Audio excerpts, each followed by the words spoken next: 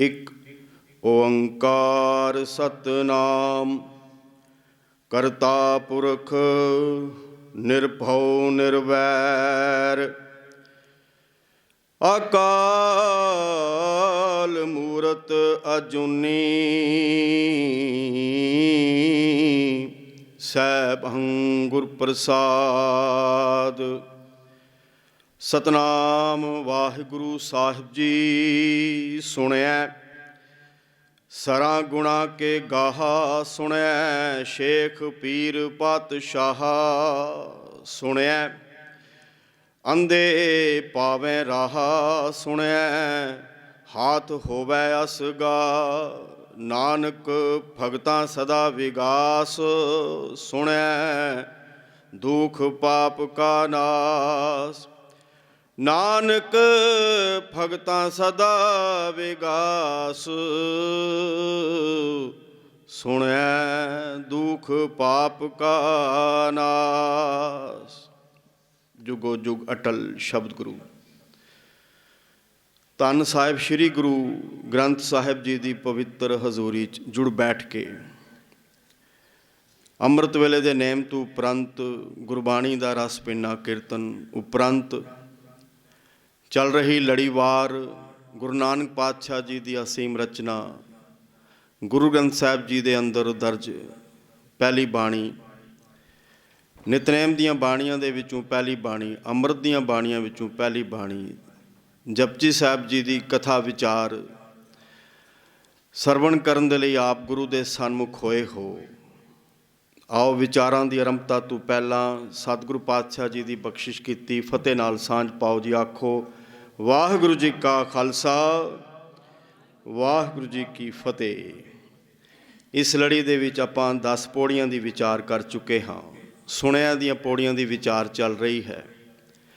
ਗੁਰੂ ਸਾਹਿਬਾਨ ਨੇ 4 ਸੁਣਿਆਂ ਦੀਆਂ ਪੌੜੀਆਂ ਜਪਜੀ ਸਾਹਿਬ ਜੀ ਦੇ ਅੰਦਰ ਉਚਾਰਨ ਕੀਤੀਆਂ ਹਨ। 3 ਪੌੜੀਆਂ ਦੀ ਆਪਾਂ ਵਿਚਾਰ ਕਰ ਚੁੱਕੇ ਹਾਂ। ਅੱਜ ਸੁਣਿਆਂ ਦੀ ਪੌੜੀਆਂ ਦੀ ਅੰਤਮ ਵਿਚਾਰ ਹੈ। ਗੁਰੂ ਸਾਹਿਬਾਨ ਨੇ ਅੱਜ ਦੀ ਇਸ ਪਾਵਨ ਪੌੜੀ ਦੇ ਅੰਦਰ ਜੋ ਅਖਰੀ ਅਰਥ ਸਾਡੀ ਸਿਹਤ ਦੇ ਲਈ ਬਖਸ਼ਿਸ਼ ਕੀਤੇ ਹੈ, ਪਹਿਲੇ ਉਹਨਾਂ ਦੇ ਨਾਲ ਆਪਾਂ ਸਾਂਝ ਪਾਉਣ ਦਾ ਯਤਨ ਕਰਦੇ ਹਾਂ, ਫਿਰ ਉਸ ਵਿਚਾਰ ਨੂੰ ਖੋਲਾਂਗੇ। ਸੁਣਿਆ ਸਰਾਂ ਗੁਣਾ ਕੇ ਗਾਹਾ, ਸਰਾਂ ਗੁਣਾ ਕੇ ਗਾ। ਸਰਾਂ ਤੋਂ ਭਾਵ ਸਮੁੰਦਰ, ਗਾਹ ਤੋਂ ਭਾਵ ਹੁੰਦਾ ਹੈ ਜਾਣ ਲੈਣਾ।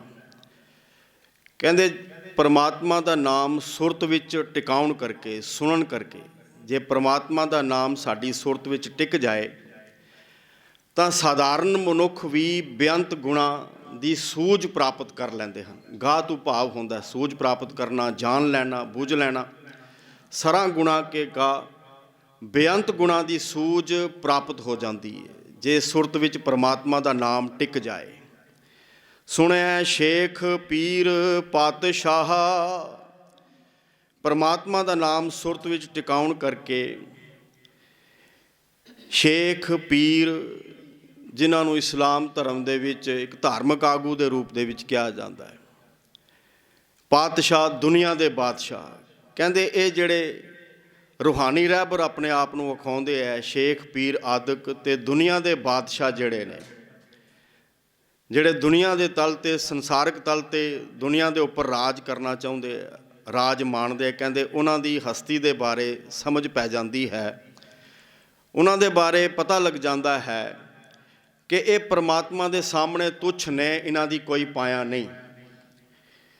ਸੁਣਿਆ ਅੰਧੇ ਪਾਵੇਂ ਰਾਹਾ, ਪਰਮਾਤਮਾ ਦਾ ਨਾਮ ਸੁਰਤ ਵਿੱਚ ਟਿਕਾਉਣ ਕਰਕੇ ਅੰਧੇ, ਆਤਮਿਕ ਤਲ ਤੋਂ ਗਿਆਨ ਅਤੇ ਸਖਣੇ ਮਨੁੱਖ ਵੀ ਜੀਵਨ ਦਾ ਅਸਲ ਰਾਹ ਸਮਝ ਜਾਂਦੇ ਹਨ। ਉਹਨਾਂ ਨੂੰ ਉਸ ਰਾਹ ਦਾ ਪਤਾ ਚੱਲ ਜਾਂਦਾ ਹੈ, ਭਾਵ ਪ੍ਰਭੂ ਮਿਲਾਪ ਦਾ ਰਾਹ ਉਹਨਾਂ ਨੂੰ ਮਿਲ ਪੈਂਦਾ ਹੈ। ਸੁਣਿਆ ਹਾਥ ਹੋਵੈ ਅਸਗਾਹ, ਹਾਥ ਤੋਂ ਭਾਵ ਵੀ ਹੈ ਜਾਣਨਾ। ਅਸਗਾਹ ਤੋਂ ਭਾਵ ਹੁੰਦਾ ਹੈ ਸੰਸਾਰ ਰੂਪੀ ਡੂੰਘਾ ਸਮੁੰਦਰ। ਗੁਰੂ ਸਾਹਿਬ ਬਖਸ਼ਿਸ਼ ਕਰਦੇ ਆ, ਪਰਮਾਤਮਾ ਦਾ ਨਾਮ ਸੁਰਤ ਵਿੱਚ ਟਿਕਾਉਣ ਕਰਕੇ ਸੰਸਾਰ ਰੂਪੀ ਡੂੰਘੇ ਸਮੁੰਦਰ ਦੀ ਅਸਲੀਅਤ ਦੇ ਬਾਰੇ ਸਮਝ ਆ ਜਾਂਦੀ ਹੈ ਕਿ ਇਸ ਸੰਸਾਰ ਸਾਗਰ ਤੋਂ ਤਰਨਾ ਕਿਵੇਂ ਹੈ। ਇਹ ਸੰਸਾਰ ਇੱਕ ਵਿਸ਼ਾਲ ਸਮੁੰਦਰ ਦੀ ਨਿਆਈ 'ਤੇ ਹੈ, ਪਰ ਇਸ ਨੂੰ ਤਰਨਾ ਕਿਵੇਂ ਹੈ ਇਸ ਬਾਰੇ ਪਤਾ ਚੱਲ ਜਾਂਦਾ ਹੈ। ਨਾਨਕ ਭਗਤਾਂ ਸਦਾ ਵਿਗਾਸ, ਸੁਣਿਆ ਦੁਖ ਪਾਪ ਕਾ ਨਾਸ। हे ਨਾਨਕ, ਭਗਤਾਂ ਤੇ ਨਾਮ ਰਸੀਆਂ ਦੇ ਅੰਦਰ ਸਦਾ ਖੇੜਾ ਰਹਿੰਦਾ ਹੈ, ਵਿਗਾਸ ਰਹਿੰਦਾ ਹੈ, ਆਨੰਦ ਰਹਿੰਦਾ ਹੈ, ਕਿਉਂਕਿ ਪਰਮਾਤਮਾ ਦਾ ਨਾਮ ਸੁਣਨ ਕਰਕੇ, ਸੁਰਤ ਵਿੱਚ ਟਿਕਾਉਣ ਕਰਕੇ ਦੁੱਖਾਂ ਤੇ ਪਾਪਾਂ ਦਾ ਅੰਤ ਹੋ ਜਾਂਦਾ ਹੈ। ਗੁਰੂ ਸਾਹਿਬ ਨੇ ਇਹ ਆਖਰੀ ਅਰਥ ਸਾਡੀ ਸਿਹਤ ਦੇ ਲਈ ਬਖਸ਼ਿਸ਼ ਕੀਤੇ ਹੈ। ਜਦੋਂ ਅਸੀਂ ਸੁਣਨ ਦੀ ਗੱਲ ਕਰਦੇ ਹਾਂ ਤਾਂ ਗੁਰੂ ਸਾਹਿਬ ਵਾਰ-ਵਾਰ ਸਾਨੂੰ ਇਹਨਾਂ 4 ਪੌੜੀਆਂ ਦੇ ਵਿੱਚ ਇਹ ਤਾੜਨਾ ਕਰਦੇ ਹੈ, ਸਾਨੂੰ ਸਮਝਾਉਣ ਦਾ ਯਤਨ ਕਰਦੇ ਹੈ ਕਿ ਅਸੀਂ ਸੁਣ ਲਈਏ। ਜੇ ਸੁਣ ਲਈਏ ਤਾਂ ਸਾਡੇ ਜੀਵਨ ਦੀ ਅਵਸਥਾ ਬਦਲ ਸਕਦੀ ਹੈ।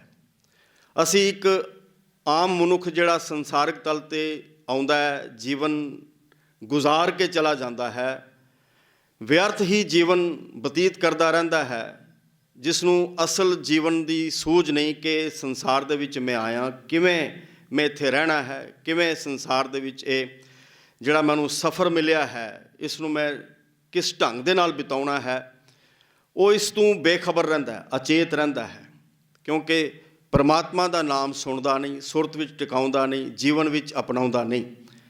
ਇਸ ਲਈ ਗੁਰੂ ਸਾਹਿਬ ਬਖਸ਼ਿਸ਼ ਕਰਦੇ ਹੈ, ਜੇ ਅਸੀਂ ਸੁਣ ਲਈਏ, ਟਿਕ ਜਾਏ ਸਾਡੀ ਸੁਰਤ ਵਿੱਚ ਪਰਮਾਤਮਾ ਦਾ ਨਾਮ, ਉਸ ਦੇ ਗੁਣ, ਉਸ ਦਾ ਗਿਆਨ, ਪ੍ਰਕਾਸ਼, ਚਾਨਣ ਸਾਡੇ ਅੰਦਰ ਹੋ ਜਾਏ, ਤੇ ਫਿਰ ਕੀ ਹੈ, ਸਾਡਾ ਜੀਵਨ ਵਿਅਰਥ ਨਹੀਂ ਜਾਏਗਾ, ਅਸੀਂ ਇਸ ਜੀਵਨ ਨੂੰ ਸਫਲਾ ਕਰ ਲਵਾਂਗੇ। ਇਸ ਲਈ ਗੁਰੂ ਸਾਹਿਬ ਬਖਸ਼ਿਸ਼ ਕਰਦੇ ਹੈ, ਜੇ ਅਸੀਂ ਸੁਣਨ ਦੀ ਗੱਲ ਕਰਦੇ ਹਾਂ ਤੇ ਗੁਰੂ ਅਰਜਨ ਪਾਤਸ਼ਾਹ ਜੀ ਕਹਿੰਦੇ, ਅਬ ਮਤ ਬਿਨਸੀ ਦੁਸ਼ਟ ਬਿਗਾਨੀ, ਜਬ ਤੇ ਸੁਣਿਆ ਹਰ ਜਸ ਕਾਨੀ। ਕਹਿੰਦੇ ਪਹਿਲੇ ਮੇਰੀ ਮੱਤ ਕਿਹੜੀ ਬੇਸਮਝ ਸੀ, ਸੁਣਦੀ ਨਹੀਂ ਸੀ, ਮੱਤ ਦੇ ਵਿੱਚ ਪਰਮਾਤਮਾ ਦਾ ਨਾਮ ਵਸਦਾ ਹੀ ਨਹੀਂ ਸੀ, ਪਰਮਾਤਮਾ ਵਾਲੇ ਮਾਰਗ 'ਤੇ ਤੁਰਦੀ ਨਹੀਂ ਸੀ, ਤੁਰਨ ਹੀ ਨਹੀਂ ਸੀ ਦਿੰਦੀ। ਲੇਕਿਨ ਹੁਣ ਕਹਿੰਦੇ ਉਹ ਬੇਸਮਝੀ ਮੱਤ ਜਿਹੜੀ ਹੈ ਨਾ, ਉਹਨੂੰ ਖਤਮ ਹੋ ਗਈ, ਬਦਲ ਗਈ। ਅਬ ਮਤ ਬਿਨਸੀ ਦੁਸ਼ਟ ਬਿਗਾਨੀ, ਕਹਿੰਦੇ ਉਹ ਮੱਤ ਹੁਣ ਖਤਮ ਹੋ ਗਈ। ਕਿਸ ਤਰੀਕੇ ਨਾਲ ਖਤਮ ਹੋਈ? ਜਬ ਤੇ ਸੁਣਿਆ ਹਰ ਜਸ ਕਾਨੀ, ਜਦੋਂ ਤੋਂ ਮੈਂ ਇਹਨਾਂ ਕੰਨਾਂ ਦੇ ਨਾਲ ਉਸ ਪਰਮਾਤਮਾ ਦੀ ਸਿਫਤ ਸਲਾਹ ਸੁਣੀ ਹੈ, ਉਸ ਦਾ ਜਸ ਸੁਣਿਆ, ਉਸ ਦੇ ਗੁਣਾਂ ਦਾ ਗਾਇਨ ਸੁਣਿਆ ਹੈ, ਤੇ ਮੇਰੀ ਇਹ ਬੇਸਮਝੀ ਵਾਲੀ ਮੱਤ ਖਤਮ ਹੋ ਗਈ। ਹੁਣ ਨਹੀਂ ਹੈ, ਹੁਣ ਇਹ ਮੱਤ ਜਿਹੜੀ ਹੈ ਘੜੀ ਗਈ, ਤੇ ਇਸ ਨੇ ਮੈਨੂੰ ਉਸ ਰਾਹ 'ਤੇ ਪਾ ਦਿੱਤਾ ਜਿਹੜਾ ਰਾਹ ਪਰਮਾਤਮਾ ਵਾਲਾ ਰਾਹ ਹੈ, ਮਾਰਗ ਹੈ।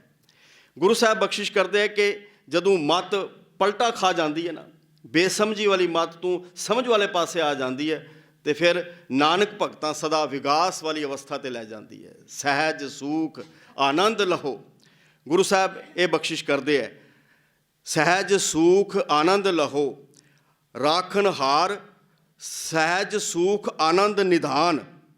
ਜਿਹੜੀ ਗੱਲ ਗੁਰੂ ਸਾਹਿਬ ਕਹਿੰਦੇ ਨੇ ਅੰਤਲੀਆਂ ਪੰਕਤੀਆਂ ਦੇ ਵਿੱਚ, ਹਰ ਪੌੜੀ ਦੇ ਵਿੱਚ, ਨਾਨਕ ਭਗਤਾਂ ਸਦਾ ਵਿਗਾਸ, ਤੇ ਇੱਥੇ ਵੀ ਗੁਰੂ ਸਾਹਿਬ ਕਹਿੰਦੇ ਹੈ ਸਹਿਜ ਸੂਖ ਆਨੰਦ ਨਿਧਾਨ, ਰਾਖਣ ਹਾਰ ਰੱਖ ਲੈ ਨਿਧਾਨ। ਕਹਿੰਦੇ ਸਹਿਜ ਆਤਮਕ ਅਡੋਲਤਾ, ਸੂਖ ਆਤਮਕ ਸੁਖ, ਆਨੰਦ ਖੇੜਾ, ਜਿਸ ਦੀ ਗੱਲ ਗੁਰੂ ਸਾਹਿਬ ਕਹਿੰਦੇ ਵਿਗਾਸ। ਕਹਿੰਦੇ ਇਹ ਖਜ਼ਾਨਾ ਜਿਹੜਾ ਹੈ ਨਾ, ਬੇਅੰਤ ਗੁਣਾਂ ਦਾ ਖਜ਼ਾਨਾ ਹੈ, ਇਹ ਫਿਰ ਪਰਮਾਤਮਾ ਸਾਡੇ ਅੰਦਰ ਰੱਖ ਲੈਂਦਾ ਹੈ। ਰਾਖਣ ਹਾਰ ਰੱਖ ਲੈ ਨਿਧਾਨ, ਉਹ ਜਿਹੜਾ ਆਪ ਗੁਣਾਂ ਦਾ ਖਜ਼ਾਨਾ ਹੈ, ਉਹ ਗੁਣਾਂ ਦਾ ਖਜ਼ਾਨਾ ਮਾਲਕ ਪ੍ਰਭੂ ਜਿਹੜਾ ਰਾਖਣ ਹਾਰ ਹੈ, ਸਾਡੀ ਰੱਖਿਆ ਕਰਨ ਵਾਲਾ ਹੈ, ਉਹ ਇਸ ਗੁਣਾਂ ਨੇ ਖਜ਼ਾਨੇ ਨੂੰ ਸਾਡੇ ਅੰਦਰ ਭਰ ਦਿੰਦਾ, ਫਿਰ ਕਿਤੇ ਹੋਰ ਨਹੀਂ ਜਾਣ ਦਿੰਦਾ। ਸਹਿਜ ਸੂਖ ਆਨੰਦ ਨਿਧਾਨ, ਰਾਖਣ ਹਾਰ ਰੱਖ ਲੈ ਨਿਧਾਨ। ਇਹ ਗੁਰੂ ਸਾਹਿਬ ਬਖਸ਼ਿਸ਼ ਕਰਦੇ ਕਿ ਜੇ ਅਸੀਂ ਸੁਣ ਲਈਏ ਤੇ ਮੱਤ ਬਦਲ ਜਾਂਦੀ ਹੈ, ਬੇਸਮਝੀ ਵਾਲੀ ਮੱਤ ਖਤਮ ਹੋ ਜਾਂਦੀ ਹੈ, ਤੇ ਇਸ ਮਾਰਗ 'ਤੇ ਸਾਨੂੰ ਤੋਰ ਦਿੰਦੀ ਹੈ। ਜਿਹੜੇ ਨਹੀਂ ਸੁਣਦੇ ਉਹਨਾਂ ਦਾ ਜੀਵਨ, ਜਿਵੇਂ ਮੈਂ ਪਹਿਲਾਂ ਵੀ ਤੁਹਾਡੇ ਸਨਮੁਖ ਰੱਖਿਆ, ਕਿ ਵਿਅਰਥ ਚਲਾ ਜਾਂਦਾ ਹੈ। ਦੁਨੀਆ ਦੇ ਲੜਾਈ ਝਗੜਿਆਂ ਦੇ ਵਿੱਚ, ਨਸ਼ਿਆਂ ਦੇ ਵਿੱਚ, ਕਾਮ ਵਾਸ਼ਨਾ ਦੇ ਵਿੱਚ, ਦੁਨੀਆ ਦੀ ਫੈਸ਼ਨ ਪ੍ਰਸਤੀ ਦੇ ਵਿੱਚ ਮਸਤ ਰਹਿਣਗੇ। ਉਹ ਅਚੇਤ ਨਹੀਂ, ਸੁਚੇਤ ਨਹੀਂ, ਅਚੇਤ ਅਵਸਥਾ ਵਿੱਚ ਵਿਚਰਦੇ ਆ, ਸੁਚੇਤ ਨਹੀਂ। ਗੁਰੂ ਸਾਹਿਬ ਨੇ ਬਖਸ਼ਿਸ਼ ਕੀਤੀ ਕਿ ਜਦੋਂ ਅਸੀਂ ਸੁਣ ਲੈਂਦੇ ਹਾਂ ਤੇ ਫਿਰ ਕੀ ਹੁੰਦਾ ਹੈ, ਇਹ ਵਿਕਾਰ ਜਿਹੜੇ ਨੇ ਨਾ ਸਾਨੂੰ ਅਚੇਤ ਅਵਸਥਾ ਵਿੱਚ ਲੈ ਜਾਂਦੇ ਆ, ਸੁਚੇਤਤਾ ਸਾਡੇ ਅੰਦਰੋਂ ਖਤਮ ਹੋ ਜਾਂਦੀ ਹੈ। ਲੇਕਿਨ ਜਦੋਂ ਸੁਣ ਲੈਂਦੇ ਆ ਤੇ ਫਿਰ ਗੁਰੂ ਅਰਜਨ ਪਾਤਸ਼ਾਹ ਜੀ ਇੱਕ ਪਾਵਨ ਸ਼ਬਦ ਦੇ ਅੰਦਰ ਕਹਿੰਦੇ ਇਹ ਵਿਕਾਰਾਂ ਦਾ ਪ੍ਰਭਾਵ ਸਾਡੇ ਉੱਤੇ ਨਹੀਂ ਪੈਂਦਾ। ਕਾਮ ਕ੍ਰੋਧ ਸਿਉ ਠਾਠ ਨਾ ਬਣਿਆ, ਗੁਰੂ ਉਪਦੇਸ਼ ਮੋਹਿ ਕਾਨੀ ਸੁਣਿਆ। ਕਹਿੰਦੇ ਹੁਣ ਨਹੀਂ, ਹੁਣ ਕਾਮ ਤੇ ਕ੍ਰੋਧ ਮੇਰੇ ਉੱਤੇ ਪ੍ਰਭਾਵ ਨਹੀਂ ਪਾਉਂਦੇ, ਇਹਨਾਂ ਦੇ ਨਾਲ ਹੁਣ ਮੇਰੀ ਕੋਈ ਸਾਂਝ ਨਹੀਂ ਰਹੀ। ਠਾਠ ਤੋਂ ਭਾਵ ਹੁੰਦਾ ਸਾਂਝ। ਕਹਿੰਦੇ ਕਾਮ ਕ੍ਰੋਧ ਸਿਉ ਠਾਠ ਨਾ ਬਣਿਆ, ਲੇਕਿਨ ਕਦੋਂ ਤੂੰ ਗੁਰੂ ਉਪਦੇਸ਼ ਮੋਹਿ ਕਾਨੀ ਸੁਣਿਆ। ਕਹਿੰਦੇ ਪਹਿਲੇ ਕੀ ਹੁੰਦਾ ਸੀ, ਜਾਂ ਦੇਖੂੰ ਤਾਂ ਮਹਾ ਚੰਡਾਲ, ਰਾਖ ਲਈਏ ਆਪਣੇ ਗੁਰੂ ਗੋਪਾਲ। ਪਹਿਲੇ ਮੈਂ ਵੇਖਦਾ ਸਾਂ ਕਿ ਹਰ ਪਾਸੇ ਇਹਨਾਂ ਦਾ ਘੇਰਾ ਪਿਆ ਹੋਇਆ ਹੈ, ਕਾਮ ਹੈ, ਕ੍ਰੋਧ ਹੈ, ਅਹੰਕਾਰ ਹੈ, ਲੋਭ ਹੈ, ਮੋਹ ਹੈ। ਇਹ ਚੰਡਾਲ ਜਿਹੜੇ ਸਨ ਨਾ ਮੇਰੇ ਆਲੇ ਦੁਆਲੇ ਰਹਿੰਦੇ ਸਨ, ਭਾਵ ਮੇਰੇ ਜੀਵਨ ਦੇ ਵਿੱਚ ਘੇਰਾ ਪਾ ਕੇ ਰੱਖਿਆ ਹੋਇਆ ਇਹਨਾਂ ਨੇ। ਲੇਕਿਨ ਮੈਨੂੰ ਗੁਰੂ ਨੇ ਬਖਸ਼ਿਸ਼ ਕਰਕੇ ਇਹਨਾਂ ਤੋਂ ਬਚਾ ਲਿਆ, ਕਿਉਂਕਿ ਮੈਂ ਗੁਰੂ ਦਾ ਉਪਦੇਸ਼ ਸੁਣ ਲਿਆ। ਰਾਖ ਲਈਏ ਆਪਣੇ ਗੁਰੂ ਗੋਪਾਲ, ਗੁਰੂ ਨੇ ਮੈਨੂੰ ਇਹਨਾਂ ਤੋਂ ਬਚਾ ਲਿਆ। ਇਸ ਤਰ੍ਹਾਂ ਦੀ ਅਵਸਥਾ ਸਾਡੀ ਬਣ ਜਾਂਦੀ ਹੈ। ਪਰ ਗੁਰੂ ਸਾਹਿਬ ਕਹਿੰਦੇ ਆ ਬਈ ਦੂਜੇ ਬੰਨੇ ਵੇਖਣਾ ਇਹ ਹੈ ਕਿ ਸਾਡਾ ਦੁਖਾਂਤ ਤਾਂ ਆਪਾਂ ਉਸ ਪਾਸੇ ਜਾਂਦੇ ਨਹੀਂ, ਸੁਣਦੇ ਨਹੀਂ। ਕਿਤਨੀਆਂ ਕਥਾਵਾਂ, ਕਿਤਨੇ ਗੁਰਮਤਿ ਵਿਚਾਰ ਲੈਕਚਰ ਹੁੰਦੇ ਹੈ, ਨਿਤ ਅਸੀਂ ਇਹਨਾਂ ਸਮਾਗਮਾਂ ਵਿੱਚ ਬੈਠਦੇ ਹਾਂ। ਜੇ ਸਾਡੀ ਕਾਇਆ ਕਲਪ ਹੋ ਜਾਣੀ ਚਾਹੀਦੀ ਸੀ, ਜੀਵਨ ਬਦਲ ਜਾਣਾ ਚਾਹੀਦਾ ਸੀ, ਵਿਕਾਰਾਂ ਤੋਂ ਉਪਰਾਮ ਹੋ ਜਾਣਾ ਚਾਹੀਦਾ ਸੀ, ਦੁਨੀਆ ਦੀ ਦੇਖਾ ਦੇਖੀ ਦੌੜ ਭੱਜ ਦੇ ਵਿੱਚੋਂ ਆਪਾਂ ਬਾਹਰ ਨਿਕਲ ਆਉਣਾ ਸੀ। ਲੇਕਿਨ ਨਹੀਂ ਨਿਕਲਦੇ। ਇਸ ਤੋਂ ਭਾਵ ਹੈ ਕਿ ਆਪਾਂ ਸੁਣਦੇ ਨਹੀਂ। ਔਰ ਗੁਰੂ ਤੇਗ ਬਹਾਦਰ ਪਾਤਸ਼ਾਹ ਜੀ ਇਹੀ ਗੱਲ ਕਹਿੰਦੇ ਹੈ, ਰੇ ਮਨ ਕੌਣ ਗਤ ਹੋਏ ਹੈ ਤੇਰੀ, ਤੇਰੀ ਕੀ ਦਸ਼ਾ ਬਣੇਗੀ ਭਾਈ, ਤੇਰਾ ਉਧਾਰ ਕਿਵੇਂ ਹੋਣਾ ਹੈ। ਇਹ ਜਗ ਮੇਂ ਰਾਮ ਨਾਮ ਸੋ ਤੋ ਨਹੀਂ ਸੁਣਿਓ ਕਾਨ। ਇਹ ਜਿਹੜਾ ਜਗਤ ਹੈ ਜਿਸ ਦੇ ਵਿੱਚ ਪਰਮਾਤਮਾ ਦਾ ਨਾਮ ਤੇਰਾ ਸਾਥੀ ਹੈ, ਸਹਾਇਕ ਹੈ, ਤੇਰੇ ਜੀਵਨ ਦਾ ਉਧਾਰ ਕਰਨ ਵਾਲਾ ਹੈ, ਉਹ ਤੇ ਤੂੰ ਕੰਨਾਂ ਨਾਲ ਸੁਣਦਾ ਹੀ ਨਹੀਂ, ਉਸ ਨੂੰ ਸੁਣਦਾ ਹੀ ਨਹੀਂ ਤੂੰ। ਸੋ ਤੋ ਨਹੀਂ ਸੁਣਿਓ ਕਾਨ, ਵਿਖਿਆਨ ਸੋ ਅਤ ਲੁਭਾਨ, ਮਤ ਨਾਹਨ ਫੇਰੀ। ਇੱਥੇ ਹੁਣ ਮਤ ਦੀ ਗੱਲ ਗੁਰੂ ਸਾਹਿਬ ਨੇ ਕੀਤੀ ਹੈ। ਉੱਥੇ ਗੁਰੂ ਸਾਹਿਬ ਕਹਿੰਦੇ ਸੀ ਕਿ ਅਬ ਮਤ ਬਿਨਸੀ ਦੁਸ਼ਟ ਬਿਗਾਨੀ, ਇੱਥੇ ਕਹਿੰਦੇ ਕਿ ਮਤ ਤੇਰੀ ਹੁਣ ਪਲਟਾ ਖਾਂਦੀ ਨਹੀਂ, ਇਸ ਪਾਸੇ ਆਂਦੀ ਨਹੀਂ, ਪਰਮਾਤਮਾ ਦਾ ਨਾਮ ਸੁਣਨ ਵਾਸਤੇ ਤਿਆਰ ਹੀ ਨਹੀਂ। ਕਹਿੰਦੇ ਵਿਖਿਆਨ ਸਿਉ ਅਤ ਲੁਭਾਨ, ਜਦੋਂ ਮਤ ਪਲਟਾ ਨਹੀਂ ਖਾਂਦੀ, ਬੇਸਮਝੀ ਵਾਲੇ ਪਾਸੇ ਤੂੰ, ਤੇ ਫਿਰ ਕੀ ਕਹਿੰਦੇ ਕਿ ਵਿਸ਼ੇ ਵਿਕਾਰਾਂ ਦੇ ਵਿੱਚ ਬੰਦਾ ਰੁੱਝ ਜਾਂਦਾ ਹੈ, ਫਸ ਜਾਂਦਾ ਹੈ, ਸੁਣਦਾ ਹੀ ਨਹੀਂ ਗੱਲ। ਤੇ ਗੁਰੂ ਸਾਹਿਬ ਕਹਿੰਦੇ ਰੇ ਮਨ ਕੌਣ ਗਤ ਹੋਏ ਹੈ ਤੇਰੀ, ਤੇਰੀ ਅਵਸਥਾ ਕੀ ਬਣੇਗੀ, ਕਿਵੇਂ ਤੇਰਾ ਜੀਵਨ ਬਦਲੇਗਾ, ਤੇਰੀ ਦਸ਼ਾ ਜੀਵਨ ਦੀ ਬਦਲੇਗੀ ਕਿਵੇਂ, ਤੂੰ ਸੋਚ ਤਾਂ ਸਹੀ। ਗੁਰੂ ਸਾਹਿਬ ਨੇ ਵਾਰ-ਵਾਰ ਸਾਨੂੰ ਸੁਣਨ ਦੀ ਗੱਲ ਇਹ ਸਮਝਾਉਣ ਦਾ ਯਤਨ ਕੀਤਾ ਕਿ ਆਪਾਂ ਸੁਣ ਲਈਏ। ਔਰ ਗੁਰੂ ਤੇਗ ਬਹਾਦਰ ਪਾਤਸ਼ਾਹ ਜੀ ਦੇ ਜਿਹੜੇ ਸ਼ਲੋਕ ਆਪਾਂ ਪੜ੍ਹਦੇ ਹਾਂ, ਗੁਰੂ ਸਾਹਿਬਾਨ ਨੇ ਉੱਥੇ ਫੋਕਸ ਕੀਤਾ ਸੁਣਨ ਦੇ ਉੱਪਰ। ਆਪਾਂ ਬੜੇ ਪ੍ਰੇਮ ਦੇ ਨਾਲ ਜਦੋਂ ਸਾਡੇ ਘਰਾਂ ਵਿੱਚ ਅਖੰਡ ਪਾਠ ਸਾਹਿਬ ਦੀ ਸਮਾਪਤੀ ਹੁੰਦੀ ਹੈ ਜਾਂ ਅਸੀਂ ਸਹਿਜ ਪਾਠ ਕਰਦੇ ਹਾਂ ਆਪਣੇ ਘਰ ਦੇ ਵਿੱਚ, ਤੇ ਅਸੀਂ ਗੁਰੂ ਤੇਗ ਬਹਾਦਰ ਪਾਤਸ਼ਾਹ ਜੀ ਦੇ ਉਹ ਪਾਵਨ ਸ਼ਲੋਕ ਪੜ੍ਹਦੇ ਹਾਂ। ਗੁਰੂ ਸਾਹਿਬ ਨੇ ਮਨ ਨੂੰ ਉੱਪਰ ਬਹੁਤ ਫੋਕਸ ਕੀਤਾ, ਮਨ ਨੂੰ ਸਿੱਧੇ ਰੂਪ ਦੇ ਵਿੱਚ ਸੰਬੋਧਨ ਕੀਤਾ। ਲੇਕਿਨ ਸਾਨੂੰ ਇਹ ਸੇਧ ਬਖਸ਼ਿਸ਼ ਕੀਤੀ ਕਿ ਜੇ ਮਨ ਸਾਡਾ ਸੁਣ ਲਵੇ ਤੇ ਜੀਵਨ ਬਦਲ ਸਕਦਾ ਹੈ। ਜਿਵੇਂ ਗੁਰੂ ਸਾਹਿਬ ਕਹਿੰਦੇ ਹੈ, ਤਨ ਧਨ ਸੰਪੈ ਸੁਖ ਦਿਓ, ਅਰਜੈ ਨੀਕੇ ਧਾਮ, ਕਹੋ ਨਾਨਕ ਸੁਨ ਰੇ ਮਨਾ, ਸਿਮਰਤ ਕਾਹੇ ਨਾ ਰਾਮ।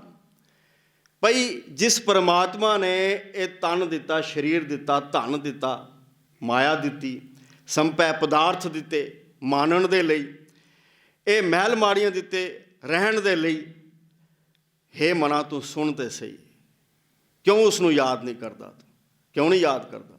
ਗੁਰੂ ਸਾਹਿਬ ਕਹਿੰਦੇ ਸਭ ਸੁਖ ਦਾਤਾ ਰਾਮ ਹੈ, ਦੂਸਰ ਨਾਹਿਨ ਕੋਏ, ਕਹੋ ਨਾਨਕ ਸੁਨ ਰੇ ਮਨਾ, ਤੈਂ ਸਿਮਰਤ ਗਤ ਹੋਏ। ਉਸ ਦੇ ਸਿਮਰਨ ਕਰਨ ਦੇ ਨਾਲ, ਉਸ ਨੂੰ ਯਾਦ ਕਰਨ ਦੇ ਨਾਲ, ਉਸ ਨੂੰ ਚੇਤੇ ਵਿੱਚ ਵਸਾਏਗਾ ਤਾਂ ਤੇਰੀ ਉੱਚੀ ਆਤਮਿਕ ਅਵਸਥਾ ਬਣਨੀ ਹੈ, ਤਾਂ ਤੇਰੇ ਜੀਵਨ ਦੀ ਦਸ਼ਾ ਬਦਲੇਗੀ, ਤਾਂ ਤੂੰ ਮਾਣ ਸਕੇਗਾ ਉਹ ਆਨੰਦ ਤੇ ਸਹਿਜ ਆਤਮਿਕ ਅਡੋਲਤਾ। ਗੁਰੂ ਸਾਹਿਬ ਬਖਸ਼ਿਸ਼ ਕਰਦੇ ਹੈ, ਜੈ ਮਾਇਆ ਮਮਤਾ ਤਜੀ, ਸਭ ਤੇ ਪਿਓ ਉਦਾਸ, ਕਹੋ ਨਾਨਕ ਸੁਨ ਰੇ ਮਨਾ, ਤੈਂ ਘਟ ਬ੍ਰਹਮ ਨਿਵਾਸ। ਇੱਕ ਸ਼ਲੋਕ ਦੇ ਵਿੱਚ ਤੇ ਗੁਰੂ ਸਾਹਿਬ ਬਿਲਕੁਲ ਸਪਸ਼ਟ ਰੂਪ ਦੇ ਵਿੱਚ ਸਾਨੂੰ ਸੁਣਨ ਦੀ ਇਹ ਤਾੜਨਾ ਕਰਦੇ। ਕਹਿੰਦੇ ਸੁਣੋ ਬਈ, ਧਿਆਨ ਲਾ ਕੇ ਸੁਣੋ। ਜੇਵਾ ਗੁਣ ਗੋਬਿੰਦ ਭਜੋ, ਰਸਨਾ ਦੇ ਨਾਲ ਗੁਣਾਂ ਦਾ ਗਾਇਨ ਕਰੋ, ਕਰਦੇ ਜਾਓ ਵਾਹਿਗੁਰੂ ਵਾਹਿਗੁਰੂ ਵਾਹਿਗੁਰੂ। ਤੁਹਾਡੇ ਅੰਦਰ ਵਾਹਿਗੁਰੂ ਰਚ ਮਿਚ ਜਾਏ, ਵਸ ਜਾਏ, ਤੁਹਾਡੇ ਜੀਵਨ ਦਾ ਆਧਾਰ ਵਾਹਿਗੁਰੂ ਬਣ ਜਾਏ। ਵਾਹਿਗੁਰੂ ਕਹਿਣ ਤੋਂ ਲਾਭ ਤਾਂ ਇਹੀ ਹੈ ਨਾ, ਜੇ ਬਾਹਰਲੇ ਤਲ ਤੇ ਕਿਹਾ ਤੇ ਫਿਰ ਜੀਵਨ ਬਦਲੇਗਾ ਨਹੀਂ। ਗੁਰੂ ਸਾਹਿਬ ਕਹਿੰਦੇ ਨੇ ਜੇਵਾ ਗੁਣ ਗੋਬਿੰਦ ਭਜੋ ਕਰਨ ਸੁਨੋ ਹਰ ਨਾਮ, ਕਹੋ ਨਾਨਕ ਸੁਣ ਰੇ ਮਨਾ, ਪਰ ਹੈ ਨਾ ਜਮ ਕਹਿ ਧਾਮ। ਉਹ ਜਮਾਂ ਦੇ ਮਾਰਗ ਤੇ ਜਾਂਦਾ ਹੀ ਨਹੀਂ ਜਿਹੜਾ ਫਿਰ ਗੁਣਾਂ ਦਾ ਗਾਇਨ ਕਰਦਾ, ਜੀਭ ਦੇ ਨਾਲ, ਰਸਨਾ ਦੇ ਨਾਲ ਤੇ ਕੰਨਾਂ ਨਾਲ ਸੁਣਦਾ। ਉਸ ਮਾਰਗ ਤੇ ਤੁਰਦਾ ਹੀ ਨਹੀਂ ਜਿਸ ਮਾਰਗ ਤੇ ਸਾਡੇ ਜੀਵਨ ਦੀ ਖੁਆਰੀ ਕਰਦੇ ਵਿਕਾਰਾਂ ਰੂਪੀ ਜਮ।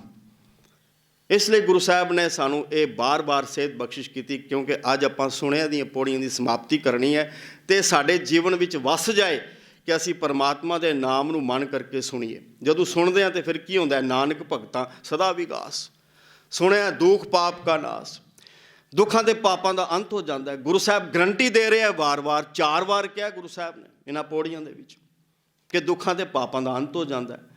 ਲੇਕਿਨ ਜਦੋਂ ਅਸੀਂ ਸੰਸਾਰ ਦੇ ਅੰਦਰ ਵਿਚਰਦੇ ਹਾਂ ਆਪਾਂ ਦੇਖਦੇ ਹਾਂ ਆਪਾਂ ਦੁੱਖਾਂ ਦੇ ਨਾਲ ਘਿਰੇ ਹੋਏ ਹਾਂ। ਕਾਰਨ ਕੀ ਹੈ? ਗੁਰੂ ਸਾਹਿਬ ਝੂਠ ਤੇ ਨਹੀਂ ਕਹਿ ਰਹੇ। ਇਸ ਤੋਂ ਭਾਵ ਹੈ ਕਿ ਅਸੀਂ ਗੁਰੂ ਦੀ ਗੱਲ ਨੂੰ ਉਸ ਤਰੀਕੇ ਦੇ ਨਾਲ ਸੁਣਿਆ ਤੇ ਮੰਨਿਆ ਨਹੀਂ ਜਿਵੇਂ ਗੁਰੂ ਸਾਹਿਬ ਕਹਿੰਦੇ ਹੈ। ਗੁਰੂ ਸਾਹਿਬ ਕਹਿੰਦੇ ਕਿ ਅਸੀਂ ਆਤਮਿਕ ਤਲ ਤੇ ਸੁੱਖਾਂ ਨੂੰ ਮਾਣਨਾ ਹੈ, ਲੇਕਿਨ ਅਸੀਂ ਫਸੇ ਹੋਏ ਹਾਂ ਸੰਸਾਰਿਕ ਸੁੱਖਾਂ ਤੇ ਦੁੱਖਾਂ ਦੇ ਚੱਕਰ ਦੇ ਵਿੱਚ। ਸੁੱਖ ਕਿਹੜਾ ਸੀ? ਕਿਹੜਾ ਸੁੱਖ ਹੈ ਜਿਸ ਸੁੱਖ ਦੀ ਗੱਲ ਗੁਰੂ ਸਾਹਿਬ ਨੇ ਕੀਤੀ ਹੈ, ਜਿਹੜੀ ਵਿਕਾਸ ਦੀ ਗੱਲ ਕੀਤੀ, ਖੇੜੇ ਦੀ ਗੱਲ ਕੀਤੀ, ਆਨੰਦ ਦੀ ਗੱਲ ਕੀਤੀ? ਅਸਲ ਸੁੱਖ ਤਾਂ ਇਹ ਸੀ। ਗੁਰੂ ਸਾਹਿਬ ਗੁਰੂ ਨਾਨਕ ਪਾਤਸ਼ਾਹ ਜੀ ਕਹਿੰਦੇ ਕਿ ਅਸੀਂ ਇਸ ਸੁੱਖ ਦੀ ਅਵਸਥਾ ਨੂੰ ਮਾਨਣ ਨੂੰ ਛੱਡ ਕੇ ਤੇ ਸੰਸਾਰਿਕ ਸੁੱਖਾਂ ਦੀ ਅਵਸਥਾ ਨੂੰ ਮਾਨਣ ਦੇ ਤਲ ਤੇ ਪਹੁੰਚ ਗਏ ਹਾਂ। ਸਾਡੇ ਲਈ ਸੰਸਾਰਿਕ ਸੁੱਖ ਹੈ, ਆਤਮਿਕ ਸੁੱਖ ਦਾ ਤੇ ਸਾਨੂੰ ਪਤਾ ਹੀ ਨਹੀਂ। ਸੁੱਖ ਕੋ ਮੰਗੈ ਸਭ ਕੋ, ਦੁੱਖ ਨਾ ਮੰਗੈ ਕੋਈ, ਸੁੱਖ ਹੈ ਕੋ ਦੁੱਖ ਅਗਲਾ, ਮਨ ਮੁਖ ਬੂਝ ਨਾ ਹੋਏ। ਗੁਰੂ ਨਾਨਕ ਪਾਤਸ਼ਾਹ ਜੀ ਕਹਿੰਦੇ ਜਿਹੜਾ ਮਨ ਦੇ ਪਿੱਛੇ ਤੁਰਨ ਵਾਲਾ ਹੈ ਉਹਨੂੰ ਡਿਫਰੈਂਸ਼ੀਏਟ ਨਹੀਂ ਕਰ ਪਾਉਂਦਾ ਹੈ। ਉਹ ਦੁਨਿਆਵੀ ਸੁੱਖਾਂ ਦੀ ਮੰਗ ਤੇ ਕਰਦਾ ਹੈ, ਲੇਕਿਨ ਇਸ ਤਲ ਤੇ ਅਚੇਤ ਹੋ ਜਾਂਦਾ ਹੈ। ਇਹ ਅਚੇਤਤਾ ਉਸ ਦੇ ਅੰਦਰ ਆ ਜਾਂਦੀ ਹੈ ਕਿ ਜਦੋਂ ਮੈਂ ਦੁਨਿਆਵੀ ਸੁੱਖਾਂ ਨੂੰ ਮਾਣਨ ਦਾ ਯਤਨ ਕਰਦਾ ਹਾਂ, ਮੇਰੀ ਸੋਚ ਲਿਮਿਟਿਡ ਹੈ ਸੰਸਾਰਿਕ ਸੁੱਖਾਂ ਤੱਕ। ਮੈਂ ਇੱਕ ਰਿਸਟ੍ਰਿਕਟਡ ਆਪਣੇ ਜੀਵਨ ਨੂੰ ਕਰ ਲਿਆ ਸੰਸਾਰਿਕ ਸੁੱਖਾਂ ਤੱਕ, ਤੇ ਮੈਂ ਇਸ ਪੱਖੋਂ ਸੁਚੇਤ ਨਹੀਂ ਹਾਂ ਕਿ ਸੰਸਾਰਿਕ ਸੁੱਖਾਂ ਦੇ ਨਾਲ ਦੁੱਖ ਵੀ ਜੁੜੇ ਹੋਏ ਹੈ। ਕਿਉਂਕਿ ਜੀਵਨ ਦੀ ਕਸਵੱਟੀ ਜਿਹੜੀ ਹੈ, ਜਾਂ ਜੀਵਨ ਇੱਕੋ ਪੈਂਡੇ ਤੇ ਕਦੇ ਵੀ ਨਹੀਂ ਤੁਰਦਾ, ਇਹਨੂੰ ਸਮਝਣ ਦੀ ਲੋੜ ਹੈ। ਕਿਉਂਕਿ ਗੁਰੂ ਸਾਹਿਬ ਕਹਿੰਦੇ ਨਾ ਸੁੱਖ ਦੁੱਖ ਦੋਏ ਦਰ ਕੱਪੜੇ, ਪੈਰਾਂ ਜਾਏ ਮਨੁੱਖ। ਜਿਵੇਂ ਆਪਾਂ ਵੇਖਦੇ ਹਾਂ, ਆਪਾਂ ਗਰਮੀਆਂ ਦਾ ਮੌਸਮ ਆ ਗਿਆ, ਅਸੀਂ ਹੁਣ ਇਹ ਕੱਪੜੇ ਚੇਂਜ ਕਰਦੇ ਹਾਂ। ਪਹਿਲਾਂ ਸਰਦੀਆਂ ਦੇ ਕੱਪੜੇ ਪਾਉਂਦੇ ਸਾਂ, ਹੁਣ ਇਹ ਕੱਪੜੇ ਪਾਉਂਦੇ ਹਾਂ। ਆਪਾਂ ਮੌਸਮ ਦੇ ਬਦਲਦੇ ਹਿਸਾਬ ਦੇ ਨਾਲ ਅਸੀਂ ਕੱਪੜੇ ਵੀ ਚੇਂਜ ਕਰਦੇ ਹਾਂ। ਸਰਦੀਆਂ ਦੇ ਵਿੱਚ ਅਸੀਂ ਗਰਮ ਕੱਪੜੇ ਪਾਉਂਦੇ ਹਾਂ, ਲੇਕਿਨ ਗਰਮੀਆਂ ਦੇ ਵਿੱਚ ਅਸੀਂ ਕੱਪੜੇ ਪਾਉਂਦੇ ਹਾਂ ਜਿਹੜੇ ਸਾਨੂੰ ਬੜੇ ਪਤਲੇ ਕੱਪੜੇ ਹੋਣ। ਸਵੈਟਰ ਨਹੀਂ ਪੈਂਦੀ, ਕੋਟ ਨਹੀਂ ਪਏਗਾ, ਜੈਕਟ ਨਹੀਂ ਪਏਗੀ। ਕਹਿੰਦੇ ਬਸ ਇਸੇ ਤਰ੍ਹਾਂ ਹੀ ਮਾਨੋ ਸੰਸਾਰ ਦੇ ਵਿੱਚ ਸੁੱਖ ਤੇ ਦੁੱਖ ਨੇ, ਇਹ ਕੱਪੜਿਆਂ ਦੀ ਤਰ੍ਹਾਂ ਆਪਾਂ ਪਹਿਨਣੇ ਹੈ। ਇੱਕ ਕੱਪੜਾ ਉਤਾਰਿਆ, ਦੂਸਰਾ ਪਹਿਨਾ। ਕਦੇ ਦੁੱਖ ਰੂਪੀ ਕੱਪੜਾ ਪਹਿਨਣਾ ਪਏਗਾ, ਕਦੇ ਸੁੱਖ ਰੂਪੀ ਕੱਪੜਾ ਪਹਿਨਣਾ ਪਏਗਾ, ਕਿਉਂਕਿ ਦੁੱਖ ਤੇ ਸੁੱਖ ਸਾਡੇ ਜੀਵਨ ਦੇ ਪਾਰਟ ਐਂਡ ਪਾਰਸਲ ਨੇ। ਜ਼ਿੰਦਗੀ ਕਦੀ ਵੀ ਸਮੂਥ ਨਹੀਂ ਗੁਜ਼ਰਦੀ, ਕਦੀ ਵੀ ਸਮੂਥ ਨਹੀਂ ਗੁਜ਼ਰਦੀ। ਤੁਹਾਡੇ ਸਾਹਮਣੇ ਪੈਂਡਾ ਔਖਾ ਵੀ ਆਏਗਾ ਤੇ ਸੌਖਾ ਵੀ ਆਏਗਾ। ਤੇ ਗੁਰੂ ਸਾਹਿਬ ਕਹਿੰਦੇ ਹੈ ਭਈ ਅਸਲ ਸੁੱਖ ਨੂੰ ਸਮਝਣ ਦੀ ਲੋੜ ਹੈ। ਉਹ ਸੁੱਖ ਕਿਹੜਾ ਹੈ? ਜੇ ਦੁਨਿਆਵੀ ਤਲ ਤੇ ਗੁਰੂ ਸਾਹਿਬ ਦੀ ਗੱਲ ਨੂੰ ਆਪਾਂ ਜ਼ਹਿਨ ਦੇ ਵਿੱਚ ਵਸਾ ਲਈਏ ਤੇ ਕਹਿੰਦੇ ਬਹੁ ਰੰਗ ਮਾਇਆ, ਬਹੁ ਵਿਦ ਪੇਖੀ, ਕਲਮ ਕਾਗਦ ਸਿਆਣਪ ਲੇਖੀ, ਮਹਿਰ ਮਲੂਕ ਹੋਏ ਦੇਖਿਆ ਖਾਨ, ਤਾਂ ਤੇ ਨਾਹੀ ਮਨ ਤ੍ਰਿਪਤਾਨ, ਸੋ ਸੁਖ ਮੋਕੋ ਸੰਤ ਬਤਾਵੋ, ਤ੍ਰਿਸ਼ਨਾ ਬੂਝੈ ਮਨ ਤ੍ਰਿਪਤਾਵੋ। ਦੱਸੋ ਸੁੱਖ ਕਿੱਥੇ ਹੈ? ਕਿੱਥੇ ਹੈ ਉਹ ਸੁੱਖ ਜਿੱਥੇ ਮੇਰੇ ਅੰਦਰ ਦੀ ਤ੍ਰਿਸ਼ਨਾ ਮਿਟ ਜਾਏ, ਖਤਮ ਹੋ ਜਾਏ ਤੇ ਮੈਨੂੰ ਆਤਮਿਕ ਸੁੱਖ ਮਿਲ ਜਾਏ।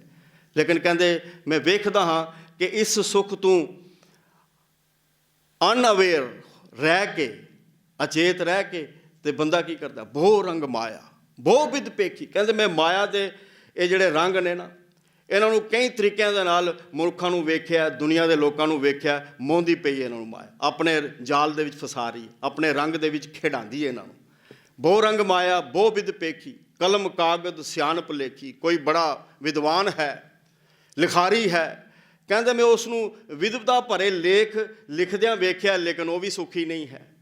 ਮਹਿਰ ਮਲੂਕ ਹੋਏ ਦੇਖਿਆ ਕਾਨ, ਵੱਡੇ ਵੱਡੇ ਚੌਧਰੀਆਂ ਨੂੰ ਵੇਖਿਆ, ਬਾਦਸ਼ਾਹਾਂ ਨੂੰ ਦੇਖਿਆ। ਜਿਵੇਂ ਗੁਰੂ ਸਾਹਿਬ ਨੇ ਅੱਜ ਬਾਦਸ਼ਾਹ ਦੀ ਗੱਲ ਵੀ ਕੀਤੀ ਹੈ, ਸੁਣਿਆ ਸੀ ਸ਼ੇਖ ਪੀਰ ਪਾਤਸ਼ਾਹ ਕਹਿੰਦੇ ਮਹਿਰ ਮਲੂਕ ਹੋਏ ਦੇਖਿਆ ਖਾਨ, ਵੱਡੇ ਵੱਡੇ ਖਾਨਾਂ ਨੂੰ ਦੇਖਿਆ, ਬਾਦਸ਼ਾਹ ਨੂੰ ਦੇਖਿਆ, ਚੌਧਰੀਆਂ ਨੂੰ ਵੇਖਿਆ। ਕਹਿੰਦੇ ਉਹਨਾਂ ਨੂੰ ਵੀ ਤ੍ਰਿਪਤ ਨਹੀਂ ਵੇਖਿਆ, ਉਹਨਾਂ ਨੂੰ ਵੀ ਸੁਖੀ ਨਹੀਂ ਵੇਖਿਆ, ਕਿਉਂਕਿ ਉਹ ਦੁਨੀਆ ਦੀ ਦੌੜ ਦੇ ਵਿੱਚ ਨੇ।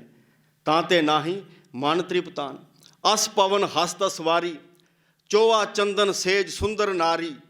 ਕਹਿੰਦੇ ਕਿ ਪਹਿਲੇ ਤੇਜ਼ ਰਫ਼ਤਾਰ ਘੋੜੇ ਲੋਕੀ ਪਾਲਦੇ ਸਨ, ਬੜੇ ਵਧੀਆ ਨਸਲ ਦੇ ਘੋੜੇ ਹੁੰਦੇ ਸਨ, ਬੜੀ ਕਹਿੰਦੇ ਸਨ ਕਿ ਹਵਾ ਦੀ ਰਫ਼ਤਾਰ ਦੇ ਨਾਲ ਇਹ ਘੋੜੇ ਚੱਲ ਰਹੇ।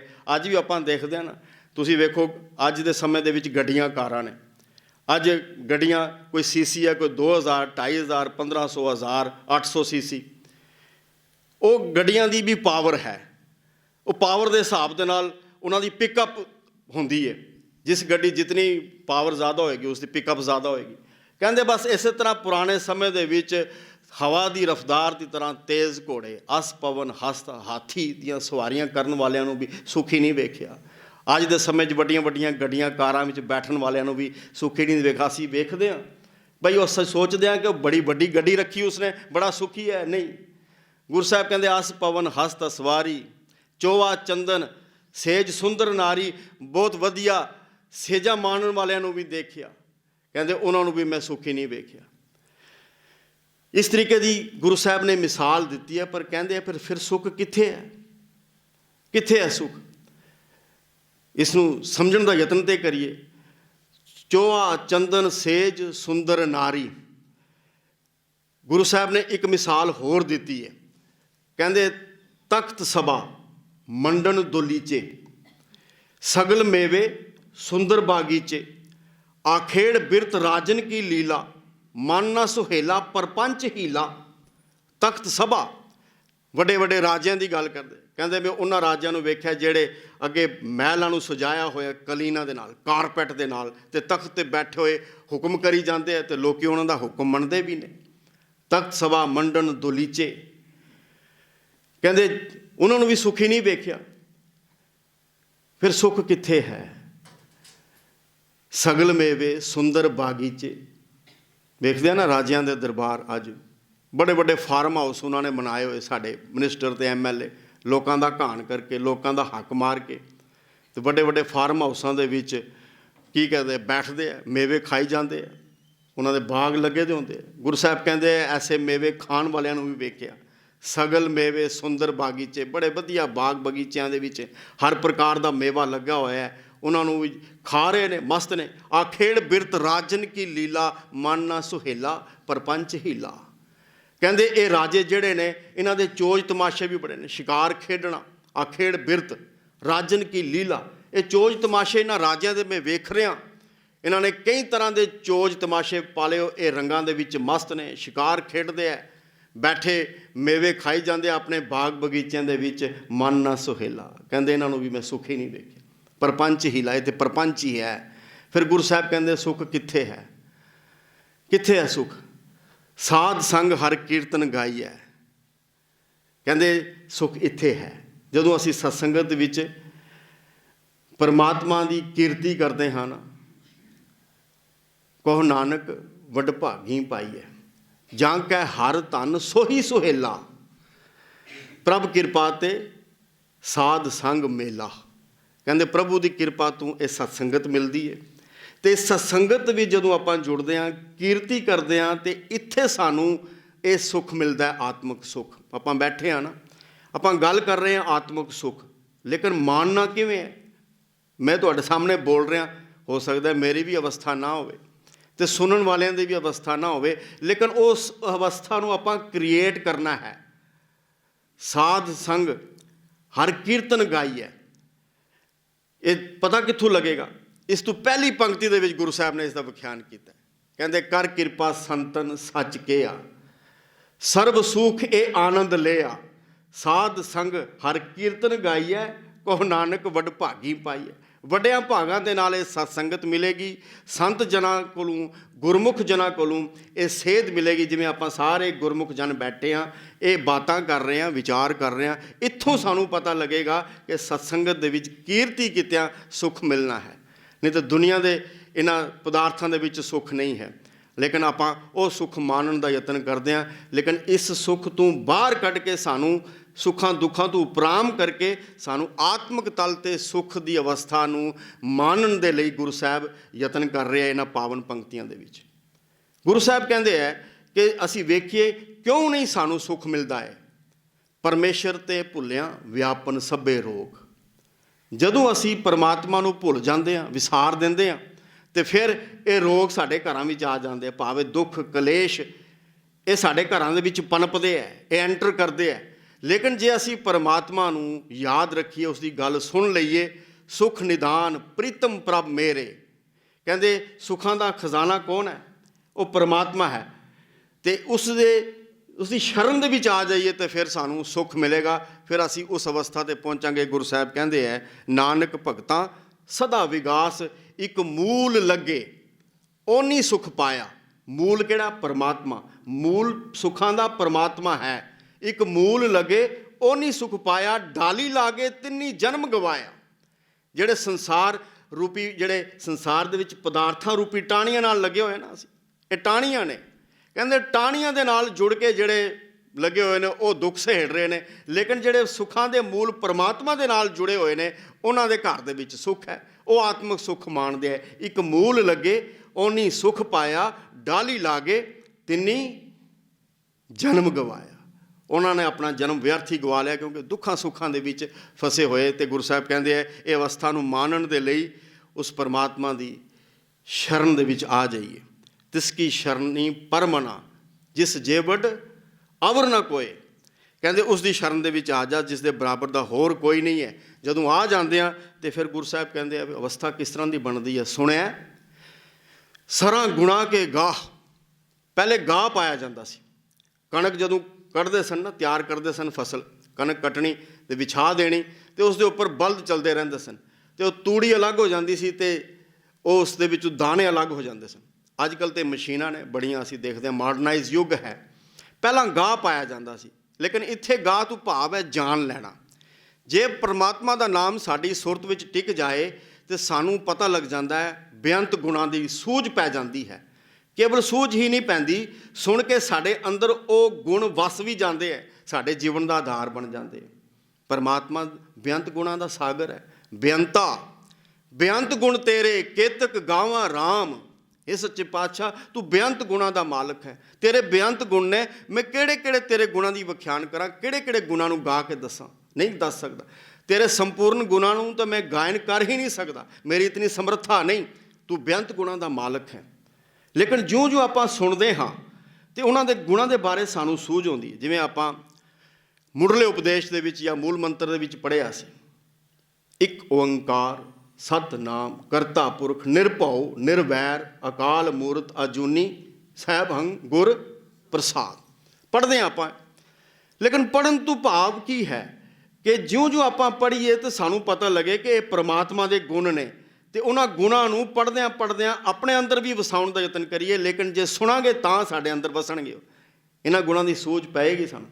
ਪਰਮਾਤਮਾ ਨਿਰਭਉ ਹੈ ਅਤੇ ਸਾਡੇ ਅੰਦਰ ਵੀ ਨਿਰਭੈਤਾ ਦਾ ਗੁਣ ਆ ਜਾਂਦਾ। ਅਸੀਂ ਇਤਿਹਾਸਕ ਪੱਖ ਤੋਂ ਵੇਖੀਏ, ਜਿਨ੍ਹਾਂ ਨੇ ਇਹ ਸੁਣਿਆ ਪਰਮਾਤਮਾ ਦਾ ਨਾਮ, ਅਤੇ ਕੀ ਹੈ, ਉਹਨਾਂ ਦੇ ਅੰਦਰੋਂ ਡਰ ਖਤਮ ਹੋ ਗਿਆ। ਇਸ ਭਾਰਤ ਵਰਸ਼ ਜਿਹੜਾ ਇੱਕ ਡਰ ਦੇ ਅਧੀਨ ਜ਼ਿੰਦਗੀ ਬਤੀਤ ਕਰ ਰਿਹਾ ਸੀ, ਇਹ ਤਾਂ ਛੁਰੀ ਤੋਂ ਡਰਦੇ ਸਨ। ਲੇਕਿਨ ਗੁਰੂ ਸਾਹਿਬਾਨ ਨੇ ਐਸੇ ਨਾਮ ਦੀ ਲਟਕ ਦਿੱਤੀ, ਐਸੇ ਸ਼ਬਦ ਦੀ ਗਰਜ ਅੰਦਰ ਭਰ ਦਿੱਤੀ ਕਿ ਇਹ ਸ਼ਕਤੀ ਵੀ ਹੈ ਨਾਮ, ਸਾਡੇ ਅੰਦਰ ਸੁਰਮਤਾਈ ਵੀ ਭਰਦਾ ਹੈ। ਅਤੇ ਉਹਨਾਂ ਨਿਰਭੈਤਾ ਦੇ ਵਿੱਚ ਆਉਣ ਵਾਲਿਆਂ ਨੇ ਜਿਹੜੇ ਨਿਰਭਉ ਪਰਮਾਤਮਾ ਦੇ ਨਾਲ ਜੁੜ ਗਏ, ਅਸੀਂ ਵੇਖਦੇ ਹਾਂ ਕਿ ਉਬਲਦੀਆਂ ਦੇਗਾਂ ਦੇ ਵਿੱਚ ਵੀ ਬੈਠ ਗਏ, ਤਤੀ ਤਵੀ ਦੇ ਉੱਪਰ ਵੀ ਬੈਠ ਗਏ, ਆਰਿਆਂ ਦੇ ਨਾਲ ਆਪਣੇ ਸਰੀਰ ਨੂੰ ਦੁਫਾੜ ਕਰਵਾ ਲਿਆ, ਰੂਹ ਦੇ ਵਿੱਚ ਵੀ ਆਪਣਾ ਆਪ ਸਾੜ ਕੇ ਉਹ ਸ਼ਹੀਦੀ ਪ੍ਰਾਪਤ ਕਰ ਗਏ। 7 ਤੇ 9 ਸਾਲ ਦੇ ਨੀਹਾਂ ਦੇ ਵਿੱਚ ਚਿਣਵਾ ਕੇ ਆਪਣਾ ਆਪ ਸ਼ਹੀਦ ਕਰਕੇ ਸਿੱਖੀ ਦੀਆਂ ਨੀਹਾਂ ਮਜ਼ਬੂਤ ਕਰਕੇ ਨਿਰਭੈਤਾ ਕਿਤਨੀ ਅੰਦਰ ਆ ਜਾਂਦੀ ਹੈ। ਇਸੇ ਤਰ੍ਹਾਂ ਆਪਾਂ ਦੇਖਦੇ ਹਾਂ, ਅਸੀਂ ਕਹਿੰਦੇ ਹਾਂ ਨਿਰਵੈਰ ਹੈ, ਪੜ੍ਹਦੇ ਤੇ ਹਾਂ, ਪਰ ਨਿਰਵੈਰਤਾ ਸਾਡੇ ਅੰਦਰ ਵੀ ਆਉਣੀ ਚਾਹੀਦੀ ਨਾ। ਮੇਰੇ ਅੰਦਰ ਤੇ ਵੈਰ ਹੈ, ਮੈਂ ਤਾਂ ਵੇਖਦਾ ਕਿ ਨਹੀਂ, ਇਸ ਦਾ ਮਕਾਨ ਬੜਾ ਵੱਡਾ ਬਣਿਆ, ਮੇਰਾ ਕਿਉਂ ਛੋਟਾ ਰਹਿ ਗਿਆ। ਉਸਦਾ ਪੋਰਚ ਦਾ ਬੜਾ ਵੱਡਾ ਹੈ, 4 ਗੱਡੀਆਂ ਲੱਗੀ ਦੀਆਂ, ਮੇਰੇ ਕੋਲ ਤਾਂ ਸਾਈਕਲ ਹੈ। ਅਤੇ ਫਿਰ ਮੈਂ ਕੀ ਕਰਦਾ, ਕਈ ਢੰਗ ਤਰੀਕੇ ਲੱਭਦਾ ਕਿ ਇਸ ਦਾ ਨੁਕਸਾਨ ਕਿਵੇਂ ਕਰਨਾ ਹੈ। ਫਿਰ ਇਹ ਇੰਡੀਵਿਜੂਅਲ ਲੈਵਲ 'ਤੇ ਹੈ, ਫਿਰ ਹੋਰ ਸਮਾਜਿਕ ਪੱਧਰ 'ਤੇ ਹੈ, ਫਿਰ ਯੂਨੀਵਰਸਲ ਲੈਵਲ ਤੇ ਹੈ ਨਫ਼ਰਤ। ਆਪਾਂ ਦੇਖਦੇ ਹਾਂ ਨਫ਼ਰਤ ਸੀ ਨਾ ਭਾਰਤ ਵਰਸ਼ ਦੇ ਅੰਦਰ ਜ਼ਾਤ ਪਾਤ ਦੀ, ਉਹ ਨੀਵੀਂ ਜ਼ਾਤ ਦਾ ਹੈ, ਮੈਂ ਉੱਚੀ ਜ਼ਾਤ ਦਾ ਹਾਂ, ਮੇਰਾ ਕੰਮ ਪ੍ਰਮਾਤਮਾ ਨੇ ਮੈਨੂੰ ਦਿੱਤਾ ਵਿਦਿਆ ਪੜ੍ਹਨਾ ਤੇ ਪੜ੍ਹਾਉਣਾ, ਮੇਰੀ ਸੇਵਾ ਬਾਕੀ ਜਿਹੜੀ ਇਹ ਵਰਨ ਵੰਡ ਜਿਹੜੀ ਕੀਤੀ ਸਮਾਜ ਦੀ, ਉਹਨਾਂ ਜਾਤੀਆਂ ਦਾ ਫਰਜ਼ ਬਣਦਾ ਹੈ ਕਿ ਮੇਰੀ ਸੇਵਾ ਕਰਨ, ਕਿਉਂਕਿ ਮੈਂ ਉੱਚ ਜਾਤੀ ਦਾ ਹਾਂ। ਲੇਕਿਨ ਜਦੋਂ ਇਹ ਨਾਮ ਅੰਦਰ ਵੜ ਗਿਆ, ਜਿਨ੍ਹਾਂ ਨੇ ਸੁਣ ਲਿਆ, ਉਹਨਾਂ ਨੇ ਇੱਕੋ ਪੰਗਤ ਦੇ ਵਿੱਚ ਕੋਈ ਨੀਵਾਂ ਕੋਈ ਅਖੌਤੀ ਉੱਚੀ ਜ਼ਾਤ ਦਾ ਕੋਈ ਫਰਕ ਨਹੀਂ ਰੱਖਿਆ। ਫਰਕ ਹੈ ਸਾਡੇ ਇੱਥੇ? ਦੱਸੋ। ਇਹ ਗੱਲ ਵੱਖਰੀ ਹੈ ਕਿ ਅਸੀਂ ਉਸ ਗੱਲ ਨੂੰ ਅੱਜ ਪੱਕੇ ਤੌਰ 'ਤੇ ਲਾਗੂ ਨਾ ਕਰ ਸਕੀਏ, ਲੇਕਿਨ ਗੁਰੂ ਨੇ ਤਾਂ ਸਿਧਾਂਤ ਦਿੱਤਾ ਅਤੇ ਇਸ ਸਿਧਾਂਤ 'ਤੇ ਪਹਿਰਾ ਦੇਣ ਵਾਲਿਆਂ ਨੇ ਇਹ ਚੀਜ਼ਾਂ ਕਰਕੇ ਵਿਖਾਈਆਂ ਸੰਸਾਰ ਦੇ ਅੰਦਰ। ਜ਼ਾਤ ਪਾਤ ਖਤਮ ਕਰ ਦਿੱਤੀ। ਆਪਾਂ ਹੁਣ ਕੁਝ ਦਿਨਾਂ ਬਾਅਦ ਖਾਲਸੇ ਦੀ ਸੰਪੂਰਨਤਾ ਜਾਂ ਸਾਜਨਾ ਦਿਵਸ ਜਿਸ ਨੂੰ ਆਪਾਂ ਕਹਿੰਦੇ ਆ ਮਨਾਉਣਾ, ਅਤੇ ਇੱਕੋ ਬਾਟੇ ਦੇ ਨਾਲ ਮੂੰਹ ਸਾਰਿਆਂ ਦੇ ਲਗਵਾ ਦਿੱਤੇ। ਗੁਰੂ ਗੋਬਿੰਦ ਸਿੰਘ ਪਾਤਸ਼ਾਹ ਜੀ ਨੇ ਉੱਚੀ ਨੀਵੀਂ ਜ਼ਾਤ ਦਾ ਦੱਸਿਆ ਰਿਹਾ? ਕੋਈ ਰਿਹਾ? ਇਹ ਸਰੋਵਰ ਬਣਾਏ, ਇਹ ਬੋਲੀਆਂ ਬਣਾਈਆਂ, ਇੱਕੋ ਥਾਂ 'ਤੇ ਇਸ਼ਨਾਨ ਕਰਵਾ ਦਿੱਤਾ। ਕਿਹੜਾ ਉੱਚੀ ਅਤੇ ਕਿਹੜਾ ਨੀਵੀਂ ਜ਼ਾਤ ਦਾ? ਨਿਰਵੈਰ ਹੋ ਗਏ। ਸਭ ਕੋ ਮੀਤ ਹਮ ਆਪਨ ਕੀਨਾ, ਹਮ ਸਭਨਾ ਕੇ ਸਾਜਨ, दूर पर आयो मन का बिरहा, ता मेल कियो मेरे राजन, ना को मेरा दुश्मन रेहा, ना हम किसके बैराई, ब्रह्म पसार पसारे ओ भीतर, सतगुर ते सोझी पाई। कहने सारा पसारा उस परमात्मा का है, सब नूं पैदा करने वाला वो परमात्मा है। किहड़ा उच्चा ते किहड़ा नीवां? हुण कोई दुश्मन नहीं ते कोई वैरी नहीं। जदों असीं परमात्मा का नाम सुनते हैं तो इस तरह की अवस्था साढ़े अंदर आ जाती कि परमात्मा बेअंत गुणां का मालिक है। रतना रतन पदार्थ बहुत सागर भरिया राम बेअंत गुणां का मालिक है। लेकिन सानू सूझ किवें पवेगी तो किवें साडे अंदरों गुण आणगे? गुरु साहब कहते बाणी गुरबाणी लागे तिन हथ चढ़िया राम। जदों असीं धन गुरु ग्रंथ साहब जी की ताबिया बैठांगे, क्योंकि परमात्मा के सारे गुण गुरु नानक साहब तो लैके गुरु बाकी मगरले गुरु साहिबान ने भर दिते गुरु ग्रंथ साहब जी के अंदर, जिन्हां दी बाणी दर्ज है। भगत साहिबान की बाणी दर्ज है। 15 भट्टां 11 भट्टां की बाणी, 15 भगतां की बाणी, 3 गुरसिखां की बाणी, 6 गुरु साहिबान की बाणी, ये सारा गुणां का खजाना है। तो सानू ये रतन जिहड़े कीमती रतन ने गुणां दे, ये इत्थों लभदे है। बाणी गुरबाणी लागे तिन हथ चढ़िया राम। इसलिए गुरु साहब कहते ना, हम धनवंत भागट सच नाए, हर गुण गावे सहज सुवाए, प्यू दादे का खोल डिठा खजाना, ता मेरा मन भया निदाना। कहते ये प्यो दादे का खजाना जदों मैं खोल के वेख्या ना, ये खजाना तो रत्ना दे नाल भरिया होया, ये मैनू मिल गया खजाना। हुण तो गुरु साहब ने खजाना अगे सानू आदि बीड़ की संपादना करके तो फिर गुरु ग्रंथ साहब जी के रूप के 1708 के भी सानू खजाना बख्श दिता। ज्यों ज्यों आप इस खजाने के नाल जुड़ते हाँ तो असी भागां वाले भी बनते हैं। गुरु साहब कहते हैं तो असी आत्मक तल ते अमीर भी होंदे हाँ। आत्मक तल ते गुणां दे नाल साडा जीवन शिंगारिया जाता है, इतनी अमीरी साडे अंदर आ जाती है। और फिर की होंदा है कि ज्यों ज्यों एक गुणां दा पसारा वधदा है तो फिर एक गुण अगे वधदे जाते हैं। इन्हां गुणां दे विच कदी घाटा नहीं पैंदा। असी दुनिया का खजाना वरतते रहिए, एक दिन खजाना खाली हो जाएगा। लेकिन यह खजाना ऐसा है, गुरु साहब कहते हैं, खावें खर्चें रल मिल भाई, तोट ना आवे वधो जाए। ये वधदा जाएगा। किवें वधदा जाएगा? फर्ज करो कि मेरे अंदर गुरु दी विचार है नहीं, वैसे जीवन मेरा गुरु दी विचार तो सखना है। मेरे अंदर अगर गुरु दी विचार है, मेरे नाल जिहड़ा भी संगत करेगा, जिस दी भी संगत होवेगी, अगर मन करके गुरु दी विचार अंदर है तो उस दे अंदर भी ये विचार पनपेगी। जिवें गुरु नानक पातशाह जी दा सिख है भाई मन सुख, बड़ा अमीर है, बड़ा अमीर है, बिजनेस व्यापार उसका बड़ा वड्डे पद्धर ते है, तो वह लंका जाता है बिजनेस व्यापार के सिलसिले दे विच, उत्थे राजा शिवनाभ दे नाल गल करदा है, उसनूं गुरमत दे सिद्धांत दसदा है, उसके अंदर भी लटक लग जाती है, तो उसके अंदर भी एक चाव पैदा होता है गुरु नानक पातशाह जी के दीदार करन दा। कित्थों चलिया भाई मनसुख ते कित्थे लंका है, तो उसके अंदर लटक लगा गया। वो कहने लगा कि नहीं, मैं गुरु नानक पातशाह जी के दीदार करना चाहता। तो गुरु साहब उत्थे पहुँचे है। राजा शिवनाभ के नाल जदों गलबात हुई, राजा शिवनाभ ने सिੱਖੀ धारण की और बहुत सारी प्रजा ने भी उस वक्त सिख मत धारण किया लंका दे विच। इस तरह ये सिੱਖੀ दी वेल वधी है, वधी वेल वो पीढ़ी चाली, धर्म कला हर बंद बहाली। ये वेल कोई नहीं कि मेरे घर पुत्र होया तो मेरी वेल वधी जाएगी। ये वेल सिੱਖੀ दी वेल है। ਜਦੋਂ ਧਰਮ ਦੀ ਸੱਤਿਆ ਅੰਦਰ ਪੱਕੀ ਹੋ ਜਾਂਦੀ ਹੈ ਤੇ ਵੇਲ ਵੱਧਦੀ ਜਾਂਦੀ ਹੈ, ਗੁਣ ਅੱਗੇ ਵੱਧਦੇ ਜਾਂਦੇ ਹੈ। ਜੇ ਆਪਾਂ ਗੁਣਾਂ ਨੂੰ ਸੁਣ ਲਈਏ, ਗ੍ਰਹਿਣ ਕਰ ਲਈਏ, ਨਾਮ ਸੁਣ ਲਈਏ ਤੇ ਫਿਰ ਇਹ ਵੇਲ ਵੱਧਦੀ ਜਾਂਦੀ। ਤੇ ਫਿਰ ਗੁਰੂ ਸਾਹਿਬ ਕਹਿੰਦੇ ਆ ਇੱਕ ਹੋਰ ਅਵਸਥਾ ਸਾਡੇ ਅੰਦਰ ਪੈਦਾ ਹੁੰਦੀ। ਸੁਣਿਆ ਸ਼ੇਖ ਪੀਰ ਪਾਤਸ਼ਾਹ। ਆਪਾਂ ਦੇਖਦੇ ਹਾਂ ਕਿ ਇਸਲਾਮ ਧਰਮ ਦੇ ਅੰਦਰ ਜਿਹੜੇ ਇਹ ਸ਼ੇਖ ਪੀਰ, ਅਸੀਂ ਕਹਿੰਦੇ ਨਾ ਸ਼ੇਖ ਜੀ ਮੰਨਦੇ ਆ ਲੋਕੀ ਇਹਨਾਂ ਨੂੰ, ਪੀਰਾਂ ਨੂੰ ਵੀ ਤੇ ਮੰਨਦੇ ਲੋਕੀ ਨੂੰ, ਇਹਨਾਂ ਕੋਲੋਂ ਪੁੱਛਣ ਵੀ ਜਾਂਦੇ ਆ।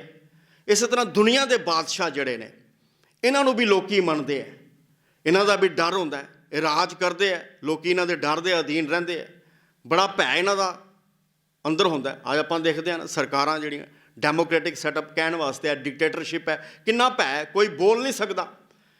ਤੇ ਗੁਰੂ ਸਾਹਿਬ ਕਹਿੰਦੇ ਜਦੋਂ ਨਾਮ ਕੋਈ ਸੁਣ ਲੈਂਦਾ ਇਹਨਾਂ ਦੀ ਪਾਇਆ ਪਤਾ ਲੱਗ ਜਾਂਦੀ ਹੈ, ਇਹਨਾਂ ਦੀ ਪਰਵਾਹ ਨਹੀਂ ਕਰਦਾ ਫਿਰ ਕਿ ਪਰਮਾਤਮਾ ਦੇ ਸਾਹਮਣੇ ਤੁੱਛ ਨੇ, ਇਹਨਾਂ ਦੀ ਕੋਈ ਪਾਇਆ ਨਹੀਂ। ਗੁਰੂ ਸਾਹਿਬ ਕਹਿੰਦੇ ਇਹਨਾਂ ਸ਼ੇਖਾਂ ਤੇ ਪੀਰਾਂ ਦੀ ਗੱਲ ਕਰਦੇ ਆ। ਪਹਿਲੇ ਹਮ ਜ਼ੇਰ ਜ਼ਮੀ ਦੁਨੀਆ ਪੀਰਾਂ ਮਸਾਇਕਾਂ ਰਾਇਆ, ਗੁਰੂ ਨਾਨਕ ਪਾਤਸ਼ਾਹ ਜੀ। ਮੈਂ ਰਬਦ ਬਾਦਸ਼ਾਹ ਅਫਜ਼ੂ ਖੁਦਾਏ ਏਕ ਤੂੰ ਹੀ ਕਹਿੰਦੇ ਆ ਕਿ ਇਹ ਜਿਹੜੇ ਦੁਨੀਆ ਦੇ ਰੂਹਾਨੀ ਰਹਿਬਰ ਅਖਾਉਣ ਵਾਲੇ ਨਾ ਆਪਣੇ ਆਪ ਨੂੰ ਸ਼ੇਖ ਪੀਰ, ਮਸਾਇਕ ਤੋਂ ਭਾਵ ਵੀ ਸ਼ੇਖ ਹੀ ਹੁੰਦਾ। ਕਹਿੰਦੇ ਇਹ ਵੀ ਧਰਤੀ ਦੇ ਥੱਲੇ ਆ ਜਾਂਦੇ ਹੈ, ਭਾਵ ਇਹਨਾਂ ਦਾ ਵੀ ਟਿਕਾਣਾ ਸੰਸਾਰ ਦੇ ਵਿੱਚ ਸਦੀ ਵੀ ਨਹੀਂ ਹੈ। ਏਕ ਤੂੰ ਹੀ ਮੈਂ ਰਫਸ ਬਾਦਸ਼ਾਹ, ਦੁਨੀਆ ਦੇ ਬਾਦਸ਼ਾਹ ਵੀ ਉਹਨਾਂ ਨੇ ਵੀ ਫਨਾ ਹੋ ਜਾਣਾ, ਉਹਨਾਂ ਨੇ ਵੀ ਖਤਮ ਹੋ ਜਾਣਾ ਹੈ। ਏਕ ਤੂੰ ਹੀ ਸੱਚੇ ਪਾਤਸ਼ਾਹ, ਇੱਕ ਤੂੰ ਹੀ ਸਦਾ ਕਾਇਮ ਰਹਿਣ ਵਾਲਾ ਹੈ। ਅਸੀਂ ਇੱਕ ਸ਼ਬਦ ਗੁਰੂ ਨਾਨਕ ਪਾਤਸ਼ਾਹ ਜੀ ਦਾ ਪੜ੍ਹਦੇ ਹਾਂ, ਸਹੰਸਰ ਦਾਨ ਦੇ ਇੰਦਰ ਰਵਾਇਆ, ਜਿਸ ਦੇ ਵਿੱਚ ਆਪਾਂ ਰੋਵੈ ਰਾਮ ਨਿਕਾਲਾ ਭਇਆ, ਸੀਤਾ ਲਛਮਣ ਵਿਛੜ ਗਿਆ। ਉਸ ਦੇ ਵਿੱਚ ਵੀ ਗੁਰੂ ਸਾਹਿਬ ਨੇ ਇਹਨਾਂ ਸ਼ੇਖਾਂ ਪੀਰਾਂ ਦੀ ਗੱਲ ਕੀਤੀ ਹੈ। ਕਹਿੰਦੇ ਰੋਵੈ ਸ਼ੇਖ ਮਸਾਇਕ ਪੀਰ ਅੰਤਕਾਲ ਮਤ ਲਾਗੈ ਭੀੜ। ਕਹਿੰਦੇ ਇਹ ਵੀ ਡਰ ਦੇ ਵਿੱਚ ਨੇ, ਸਹਿਮ ਦੇ ਵਿੱਚ ਨੇ, ਜਿਹੜੇ ਆਪਣੇ ਆਪ ਨੂੰ ਪੀਰ ਅਖਾਉਂਦੇ ਨੇ। ਜਾਣਦੇ ਨੇ ਇਸਲਾਮ ਧਰਮ ਵਿੱਚ ਤੁਸੀਂ ਸਾਰੇ ਜਾਣਦੇ ਹੋ ਵੀ ਕਿਵੇਂ ਉਹ ਦਿੰਦੇ ਆ, ਉਹ ਡੋਲੇ ਦੇ ਨਾਲ ਬੰਨ੍ਹ ਲੈਂਦੇ ਆ, ਉਹ ਧਾਗਾ ਜਿਹਾ ਇਹ ਦਿੰਦੇ ਪੀਰ ਉਹਨਾਂ ਨੂੰ ਵੀ, ਜਿਵੇਂ ਸਾਡੇ ਸੰਤ ਬਾਬੇ ਡੇਰੇਦਾਰ ਦਿੰਦੇ ਆ ਰੱਛਿਆ। ਕਈ ਲੋਕ ਪੀਂਦੇ ਆ, ਕਈ ਹੱਥਾਂ ਨਾਲ ਬੰਨ੍ਹ ਲੈਂਦੇ, ਕਈ ਪੈਰਾਂ ਨਾਲ ਬੰਨ੍ਹ ਲੈਂਦੇ। ਆਪਾਂ ਦੇਖਦੇ ਹਾਂ ਕਈ ਵਾਰੀ ਆਪਾਂ ਮੱਥਾ ਟੇਕਦੇ ਹਾਂ ਵੀ ਦੇਖਦੇ ਹਾਂ ਕਿ ਕਾਲਾ ਜਿਹਾ ਧਾਗਾ ਬਣਿਆ ਹੁੰਦਾ ਗੁੱਟ ਦੇ ਨਾਲ ਥੱਲੇ। ਇਸ ਤੋਂ ਭਾਵ ਹੈ ਕਿ ਅਸੀਂ ਨਾਮ ਸੁਣਦੇ ਹਾਂ, ਡਰ ਸਾਡੇ ਅੰਦਰ ਇਹਨਾਂ ਦਾ ਹੈ। ਪਰਮਾਤਮਾ ਦਾ ਡਰ ਭੈ ਨਹੀਂ ਰੱਖਿਆ ਸੀ ਕਿ ਸਭ ਕੁਝ ਕਰਨ ਵਾਲਾ ਪਰਮਾਤਮਾ ਹੈ, ਲੇਕਿਨ ਜਿਹੜਾ ਸੁਣਦਾ ਹੈ ਉਹਨਾਂ ਦੇ ਅੰਦਰ ਇਹ ਅਵਸਥਾ ਪੈਦਾ ਹੋ ਜਾਂਦੀ ਹੈ, ਉਹ ਨਹੀਂ ਇਹਨਾਂ ਦੀ ਪਰਵਾਹ ਕਰਦਾ। ਰੋਵੈ ਸ਼ੇਖ ਮਸਾਇਕ ਪੀਰ ਅੰਤਕਾਲ ਮਤ ਲਾਗੈ ਭੀੜ। ਭਾਈ ਕਿਤੇ ਸਾਨੂੰ ਅੰਤ ਵੇਲੇ ਕਿਤੇ ਬਿਪਤਾ ਨਾ ਪੈ ਜਾਏ। ਮਿਹਰਬਾਨ ਮੌਲਾ ਤੂੰ ਹੀ ਏਕ ਪੀਰ ਪੈਗੰਬਰ ਸ਼ੇਖ। ਗੁਰੂ ਅਰਜਨ ਪਾਤਸ਼ਾਹ ਜੀ ਕਹਿੰਦੇ ਹੇ ਸੱਚੇ ਪਾਤਸ਼ਾਹ ਤੂੰ ਹੀ ਸਾਰਿਆਂ ਨੂੰ ਨਜਾਤ ਦੇਣ ਵਾਲਾ ਹੈ, ਕਿਆ ਪੀਰ ਤੇ ਕਿਆ ਪੈਗੰਬਰ ਤੇ ਕਿਆ ਸ਼ੇਖ। ਇਹਨਾਂ ਦੀ ਗੱਲ ਕਰਦੇ। ਇਸੇ ਤਰ੍ਹਾਂ ਰਾਜਿਆਂ ਦੀ ਗੱਲ ਕਰਦੇ ਆ। ਗੁਰੂ ਸਾਹਿਬ ਕਹਿੰਦੇ ਹੈ, ਭਗਤ ਕਬੀਰ ਸਾਹਿਬ ਦੇ ਆਪਸੀ ਪਾਵਨ ਬਚਨ ਪੜ੍ਹਦੇ ਆ, ਕਹਿੰਦੇ ਹੈ ਕਿ ਕੋ ਹਰ ਸਮਾਨ ਨਹੀਂ ਰਾਜਾ। ਬਈ ਦੁਨੀਆ ਦੇ ਰਾਜੇ ਤੇ ਬੜੇ ਨੇ, ਅਖਾਉਣ ਵਾਲੇ ਰਾਜ ਵੀ ਕਰਦੇ ਆ, ਲੋਕਾਂ ਦੇ ਅੰਦਰ ਭੈ ਵੀ ਹੈ ਇਹਨਾਂ ਦਾ, ਲੇਕਿਨ ਸੱਚੇ ਪਾਤਸ਼ਾਹ ਤੇਰੇ ਵਰਗਾ ਰਾਜਾ ਕੋਈ ਨਹੀਂ ਹੈ। ਇਹ ਭੂਪਤ ਸਭ ਦਿਵਸ ਚਾਰ ਕੇ ਝੂਠੇ ਕਰਤ ਦਿਵਾਜਾ। ਇਹ ਤੇ 4 ਦਿਨਾਂ ਦੇ ਰਾਜੇ ਨੇ। ਗੁਰੂ ਸਾਹਿਬ ਗੁਰੂ ਅਰਜਨ ਪਾਤਸ਼ਾਹ ਜੀ ਕਹਿੰਦੇ ਰਾਜਨ ਮੈਂ ਤੂੰ ਰਾਜਾ ਕਹੀਐ, ਭੂਮਨ ਮੈਂ ਭੂਮਾ, ਠਾਕੁਰ ਮੈਂ ਠੁਕਰਾਈ ਤੇਰੀ ਕੋਮਨ ਸਿਰ ਕੋਮਾ। ਕਹਿੰਦੇ ਸਾਰਿਆਂ ਤੋਂ ਵੱਡਾ ਰਾਜਾ ਸੱਚੇ ਪਾਤਸ਼ਾਹ ਤੂੰ ਹੈ। ਕਿਉਂ? ਸਾਡੇ ਅੰਦਰ ਮਾਣ ਹੋ ਜਾਂਦਾ ਨਾ, ਇਹ ਭੂਮੀ ਮੇਰੀ ਹੈ ਜੀ, ਮੇਰਾ ਪਲਾਟ ਹੈ ਜੀ 2 ਕਨਾਲ ਦਾ 3 ਕਨਾਲ ਦਾ। ਕਹਿੰਦੇ ਤੂੰ ਇਤਨਾ ਰਾਜਾ ਹੈ। ਅੱਜ ਦੁਨੀਆ ਦੇ ਰਾਜ ਜਿਹੜਾ ਸਾਡੇ ਭਾਰਤ ਵਰਸ਼ ਦੀ ਆਪਾਂ ਗੱਲ ਕਰ ਲਈਏ, ਦੇਖਦੇ ਹਾਂ ਆਪਾਂ ਬੁਲਡੋਜ਼ਰ ਫਿਰੀ ਜਾ ਰਿਹਾ ਹੈ। ਇਹ ਸਾਡੀ ਧਰਤੀ ਹੈ, ਸਟੇਟ ਲੈਂਡ ਹੈ, ਚਲੋ ਮੰਨ ਲੈਂਦੇ ਹਾਂ ਸਟੇਟ ਲੈਂਡ ਹੈ। ਸਟੇਟ ਲੈਂਡ ਕਿਹਨੇ ਬਣਾਈ ਹੈ? ਕਿਹਨੇ ਬਣਾਈ ਸਟੇਟ ਲੈਂਡ? ਸਟੇਟ ਲੈਂਡ ਵੀ ਤਾਂ ਪਰਮਾਤਮਾ ਨੇ ਦਿੱਤੀ ਨਾ। ਧਰਤੀ ਕਿੱਥੋਂ ਆਈ ਹੈ? ਇਹ ਧਰਤੀ ਨੂੰ ਦੇਣ ਵਾਲਾ ਕੌਣ ਹੈ? ਉਹ ਰਾਜਨ, ਉਹ ਪਰਮਾਤਮਾ ਜਿਸ ਨੇ ਸਾਰੀ ਧਰਤੀ ਬਣਾਈ ਹੈ। ਤੁਸੀਂ ਦੁਨੀਆ 'ਤੇ ਆ ਕੇ ਜਦੋਂ ਰਾਜ ਕਰਦੇ ਹੋ ਤੇ ਕੋਈ 5 ਮਰਲੇ ਦਾ ਪਲਾਟ, 7 ਮਰਲੇ ਦਾ ਪਲਾਟ, 10 ਮਰਲੇ ਦਾ ਕਿਸੇ ਦਾ ਪਲਾਟ ਹੈ, ਉਸ ਪਲਾਟ ਦੇ ਉੱਪਰ ਉਹਨੇ ਵਿਚਾਰਿਆਂ ਨੇ ਆਪਣੀ ਕਿਰਤਕਾਰ ਦੇ ਵਿੱਚੋਂ ਮਕਾਨ ਬਣਾਇਆ, ਤੁਸੀਂ ਬੁਲਡੋਜ਼ਰ ਫੇਰ ਕੇ ਢਹਿ ਢੇਰੀ ਕਰ ਦਿੰਦੇ ਹੋ। ਤੇ ਪਰਮਾਤਮਾ ਜਿਸ ਨੇ ਇਤਨੀ ਵਿਸ਼ਾਲ ਧਰਤੀ ਸਾਨੂੰ ਸਾਰਿਆਂ ਨੂੰ ਦਿੱਤੀ, ਕਦੇ ਉਸ ਦੇ ਬਾਰੇ ਸੋਚਿਆ ਜੇ ਅਹਿਸਾਸ ਸਾਡੇ ਅੰਦਰ ਜਾਗ ਜਾਏ। ਉਹ ਕਹਿੰਦੇ ਨਾ ਅਸੀਂ ਪੂਰੇ ਦੇਸ਼ ਦੀ ਰੱਖਿਆ ਕਰਦੇ ਹਾਂ ਜੀ, ਹਰ ਬੰਦੇ ਦੀ ਸਹਾਇਤਾ ਕਰਦੇ ਹਾਂ ਜੀ, ਅਸੀਂ ਇਹ ਲਗਾਇਆ ਜੀ, ਪੈਨਸ਼ਨ ਲਗਾਈ ਜੀ, ਅਸੀਂ ਰਾਸ਼ਨ ਮੁਫਤ ਦੇ ਰਹੇ ਹਾਂ। ਉਹ ਬੁਲਡੋਜ਼ਰ ਫੇਰਨ ਵਾਲਾ ਕੌਣ ਹੈ? ਤੁਸੀਂ ਹੋ। ਕਿਉਂਕਿ ਤੁਹਾਡੇ ਅੰਦਰ ਉਹ ਨਾਮ ਦੀ ਵਿਚਾਰ ਨਹੀਂ ਹੈ, ਉਹ ਗੁਣਾਂ ਦੀ ਵਿਚਾਰ ਨਹੀਂ ਹੈ ਇੱਕ ਪਰਮਾਤਮਾ ਦੀ ਵਿਚਾਰ ਨਹੀਂ ਹੈ, ਰੱਬ ਦੀ ਵਿਚਾਰ ਨਹੀਂ ਹੈ। ਜੇ ਸੁਣ ਲੇ ਬੰਦਾ ਤੇ ਅਹਿਸਾਸ ਹੋ ਜਾਂਦਾ ਹੈ, ਰਾਜਨ ਮੈਂ ਤੂੰ ਰਾਜਾ ਕਹੀ ਹੈ, ਭੂਮਨ ਮੈਂ ਭੂਮਾ। ਸੱਚੇ ਪਾਤਸ਼ਾਹ ਮੇਰੇ ਕੋਲ ਇੱਕ ਪਲਾਟ ਹੈ ਤੇ ਮੈਂ ਤੇ ਹਉਮੈ ਵਿੱਚ ਆ ਗਿਆ, ਮੈਂ ਮੇਰੇ ਵਰਗਾ ਕੌਣ ਹੈ? ਤੇ ਤੂੰ ਤੇ ਸਾਰੀ ਧਰਤੀ ਸਾਨੂੰ ਸੰਸਾਰ ਦੇ ਜੀਵਨ ਨੂੰ ਰਹਿਣ ਵਾਸਤੇ ਦਿੱਤੀ ਹੈ, ਤੇਰੇ ਵਰਗਾ ਭੂਮੀਦਾਰ ਕੌਣ ਹੈ?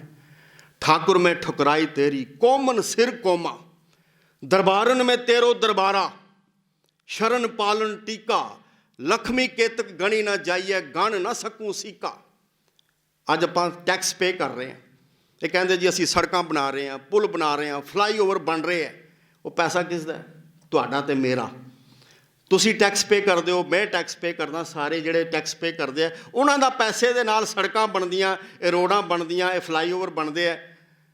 ਤੇ ਫਿਰ ਕ੍ਰੈਡਿਟ ਕੌਣ ਲੈਂਦਾ? ਪਲੇਟਾਂ ਕਿਸ ਦੀਆਂ ਲੱਗਦੀਆਂ?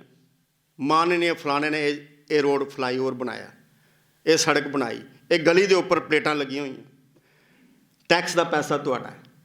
ਗੁਰੂ ਸਾਹਿਬ ਕਹਿੰਦੇ ਕਿ ਬਈ ਇਹ ਦੁਨੀਆ ਦੇ ਰਾਜੇ ਜਿਹੜੇ ਨੇ ਕਹਿੰਦੇ ਨੇ ਅਸੀਂ ਇਤਨਾ ਪੈਸਾ ਬਚਾਇਆ ਤੇ ਇਤਨਾ ਲਗਾਇਆ।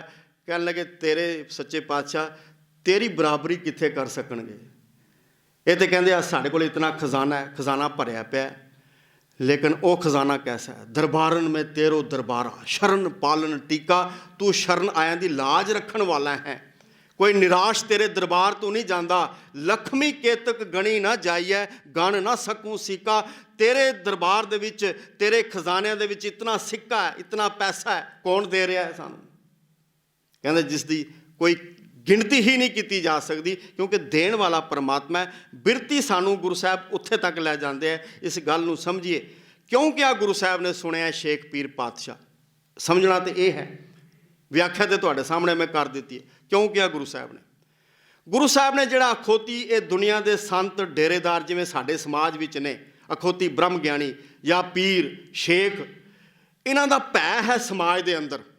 ਅਸੀਂ ਪੁੱਛਣ ਇਹਨਾਂ ਕੋਲ ਜਾਂਦੇ ਹਾਂ। ਮੇਰੇ ਘਰ ਦੇ ਵਿੱਚ ਮੇਰੇ ਧੀ ਪੁੱਤਰ ਦਾ, ਮੇਰੇ ਮੁੰਡੇ ਦਾ, ਮੇਰੇ ਬੱਚੇ ਦਾ ਆਨੰਦ ਕਾਰਜ ਹੋਇਆ, 2 ਸਾਲ ਘਰ ਦੇ ਵਿੱਚ ਬੱਚਾ ਨਹੀਂ ਹੋਇਆ, ਮੈਂ ਚਲਾ ਜਾਵਾਂਗਾ ਡੇਰੇਦਾਰਾਂ ਕੋਲ, ਰੱਛਾ ਲਿਆਵਾਂਗਾ, ਪਿਲਾਵਾਂਗਾ, ਡੋਲੇ ਨਾਲ ਬੰਨ੍ਹ ਲਵਾਂਗਾ, ਜਿਹੜੀ ਗੱਲ ਕੀਤੀ ਬਈ ਪੈਰ ਨਾਲ ਕਾਲਾ ਧਾਗਾ ਬੰਨ੍ਹ ਲਵਾਂਗਾ।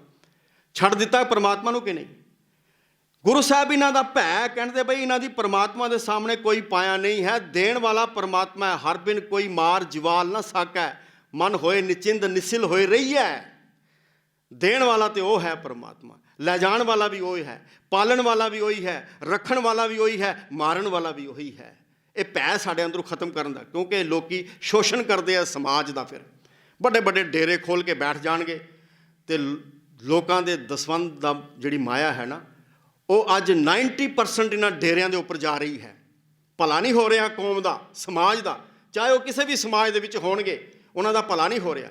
ਅੱਜ ਜੇ ਆਪਾਂ ਆਪਣੇ ਸਮਾਜ ਦੀ ਗੱਲ ਕਰੀਏ, 14,000 ਰਜਿਸਟਰਡ ਡੇਰਾ ਹੈ ਪੰਜਾਬ ਦੇ ਅੰਦਰ, ਅਤੇ 14,000 ਡੇਰਾ ਹੋਵੇ ਤੇ ਕਾਇਆ ਕਲਪ ਹੋ ਜਾਣੀ ਚਾਹੀਦੀ ਸੀ ਸਿੱਖਾਂ ਦੀ। ਕੋਈ ਘਰ ਐਸਾ ਨਹੀਂ ਸੀ ਹੋਣਾ ਚਾਹੀਦਾ ਵੀ ਜਿੱਥੇ ਕੋਈ ਅੰਮ੍ਰਿਤਧਾਰੀ ਬੰਦਾ ਅੰਮ੍ਰਿਤ ਤੋਂ ਸਖਣਾ ਹੋਵੇ, ਹੋਣਾ ਚਾਹੀਦਾ ਸੀ ਕਿ ਨਹੀਂ? ਲੇਕਿਨ ਕਿੱਥੇ ਨੇ? ਤੁਸੀਂ ਦਰਬਾਰ ਸਾਹਿਬ ਸਵੇਰੇ PTC ਤੇ ਹੁਣੇ ਜਾ ਕੇ ਦੇਖੋ, ਕਥਾ ਸੁਣੋਗੇ, ਜਾਂ ਉਸ ਤੋਂ ਪਹਿਲਾਂ ਜਦੋਂ ਆਪਾਂ ਕੀਰਤਨ ਸੁਣਦੇ ਹਾਂ, ਅੱਧਾ ਘੰਟਾ ਬੈਠ ਕੇ ਧਿਆਨ ਨਾਲ ਦੇਖੋ। ਜੇ 2000 ਬੰਦਾ ਅੱਧੇ ਘੰਟੇ ਵਿੱਚ ਮੱਥਾ ਟੇਕਦਾ ਹੈ, ਤੇ ਮੈਨੂੰ ਨਹੀਂ ਲੱਗਦਾ ਕਿ 1900 ਤੋਂ ਬੰਦਾ ਘੱਟ ਹੋਵੇ ਜਿਹੜਾ ਬਿਲਕੁਲ ਘੋਣ ਮੋਣ ਹੋਵੇ। 10 ਬੰਦੇ 20 ਬੰਦੇ ਆਪਣੇ ਨਹੀਂ ਲੱਗਦੇ ਦਸਤਾਰਧਾਰੀ। ਕਿੱਥੇ ਹੈ ਸਿੱਖੀ?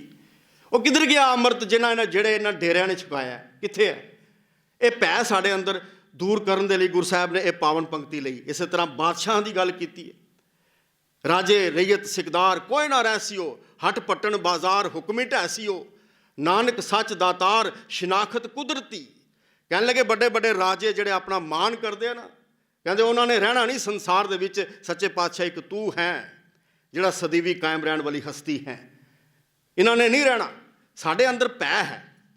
ਜਦੋਂ ਅਸੀਂ ਦੇਖਦੇ ਹਾਂ ਸਮੇਂ ਦੀ ਨਜ਼ਾਕਤ ਹੈ, ਅੱਜ ਰਾਜ ਬਦਲਿਆ, ਮੇਰਾ ਕਿਤੇ ਨੁਕਸਾਨ ਨਾ ਹੋ ਜਾਏ, ਕਿਉਂਕਿ ਮੈਂ ਲੋਕਾਂ ਦਾ ਹੱਕ ਮਾਰਿਆ, ਮਹਿਲ ਮਾੜੀਆਂ ਖੜੀਆਂ ਕੀਤੇ ਹੋਏ, ਫਾਰਮ ਹਾਊਸ ਬਣਾਏ ਹੋਏ, ਗੱਡੀਆਂ ਕਾਰਾਂ ਦੀ ਭਰਮਾਰ ਹੈ, ਬੈਂਕ ਬੈਲੈਂਸ ਮੈਂ ਇਕੱਠਾ ਕੀਤਾ ਲੋਕਾਂ ਦਾ ਪੈਸਾ ਮਾਰ ਕੇ। ਅਤੇ ਫਿਰ ਜਦੋਂ ਸਰਕਾਰ ਬਦਲਦੀ ਹੈ, ED ਦਾ ਡਰ ਪੈਂਦਾ ਹੈ, ਡਰ ਪੈ ਜਾਂਦਾ ਹੈ, CBI ਦਾ ਡਰ ਪਏਗਾ, IB ਦਾ ਡਰ ਪਏਗਾ, ਹੋਰ ਕਿਸੇ ਏਜੰਸੀ ਦਾ ਡਰ ਪਏਗਾ। ਅਤੇ ਮੈਂ ਕੀ ਕਰਦਾ? ਮੈਂ ਹਕੂਮਤ ਸਮੇਂ ਦੇ ਹਿਸਾਬ ਦੇ ਨਾਲ ਮੈਂ ਵੀ ਉਸ ਰਾਜੇ ਦੇ ਨਾਲ ਮਿਲ ਜਾਂਦਾ।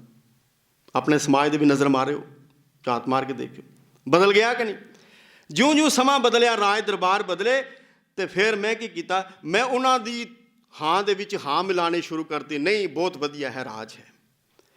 ਕੱਲ੍ਹ ਨੂੰ ਇਹ ਰਾਜ ਖਤਮ ਹੋ ਜਾਏਗਾ, ਮੈਂ ਮੁੜ ਕੇ ਦੂਸਰੇ ਪਾਸੇ ਪਲਟਾ ਮਾਰ ਲਵਾਂਗਾ, ਦਲ ਬਦਲੂ ਹੋ ਜਾਵਾਂਗਾ, ਕਿਉਂਕਿ ਉੱਥੇ ਮੇਰੀ ਆਪਣਾ ਨਿੱਜੀ ਹਿੱਤ ਕੰਮ ਕਰ ਰਿਹਾ, ਕੌਮ ਦਾ ਹਿੱਤ ਕੰਮ ਨਹੀਂ ਕਰ ਰਿਹਾ।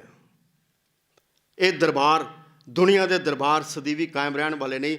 ਤੇ ਇਹਨਾਂ ਰਾਜਿਆਂ ਮਹਾਰਾਜਿਆਂ ਦਾ ਜਿਹੜਾ ਡਰ ਤੇ ਭੈ ਸਾਡੇ ਅੰਦਰੋਂ ਬਾਹਰ ਕੱਢਣ ਦੇ ਲਈ ਗੁਰੂ ਸਾਹਿਬ ਨੇ ਇਹ ਪਾਵਨ ਪੰਕਤੀ ਲਈ ਕਿ ਜਿਹੜੇ ਸੁਣਦੇ ਨੇ ਨਾਮ, ਉਹਨਾਂ ਦੇ ਅੰਦਰ ਦੁਨੀਆ ਦੇ ਬਾਦਸ਼ਾਹਾਂ ਦਾ ਡਰ ਨਹੀਂ ਰਹਿੰਦਾ।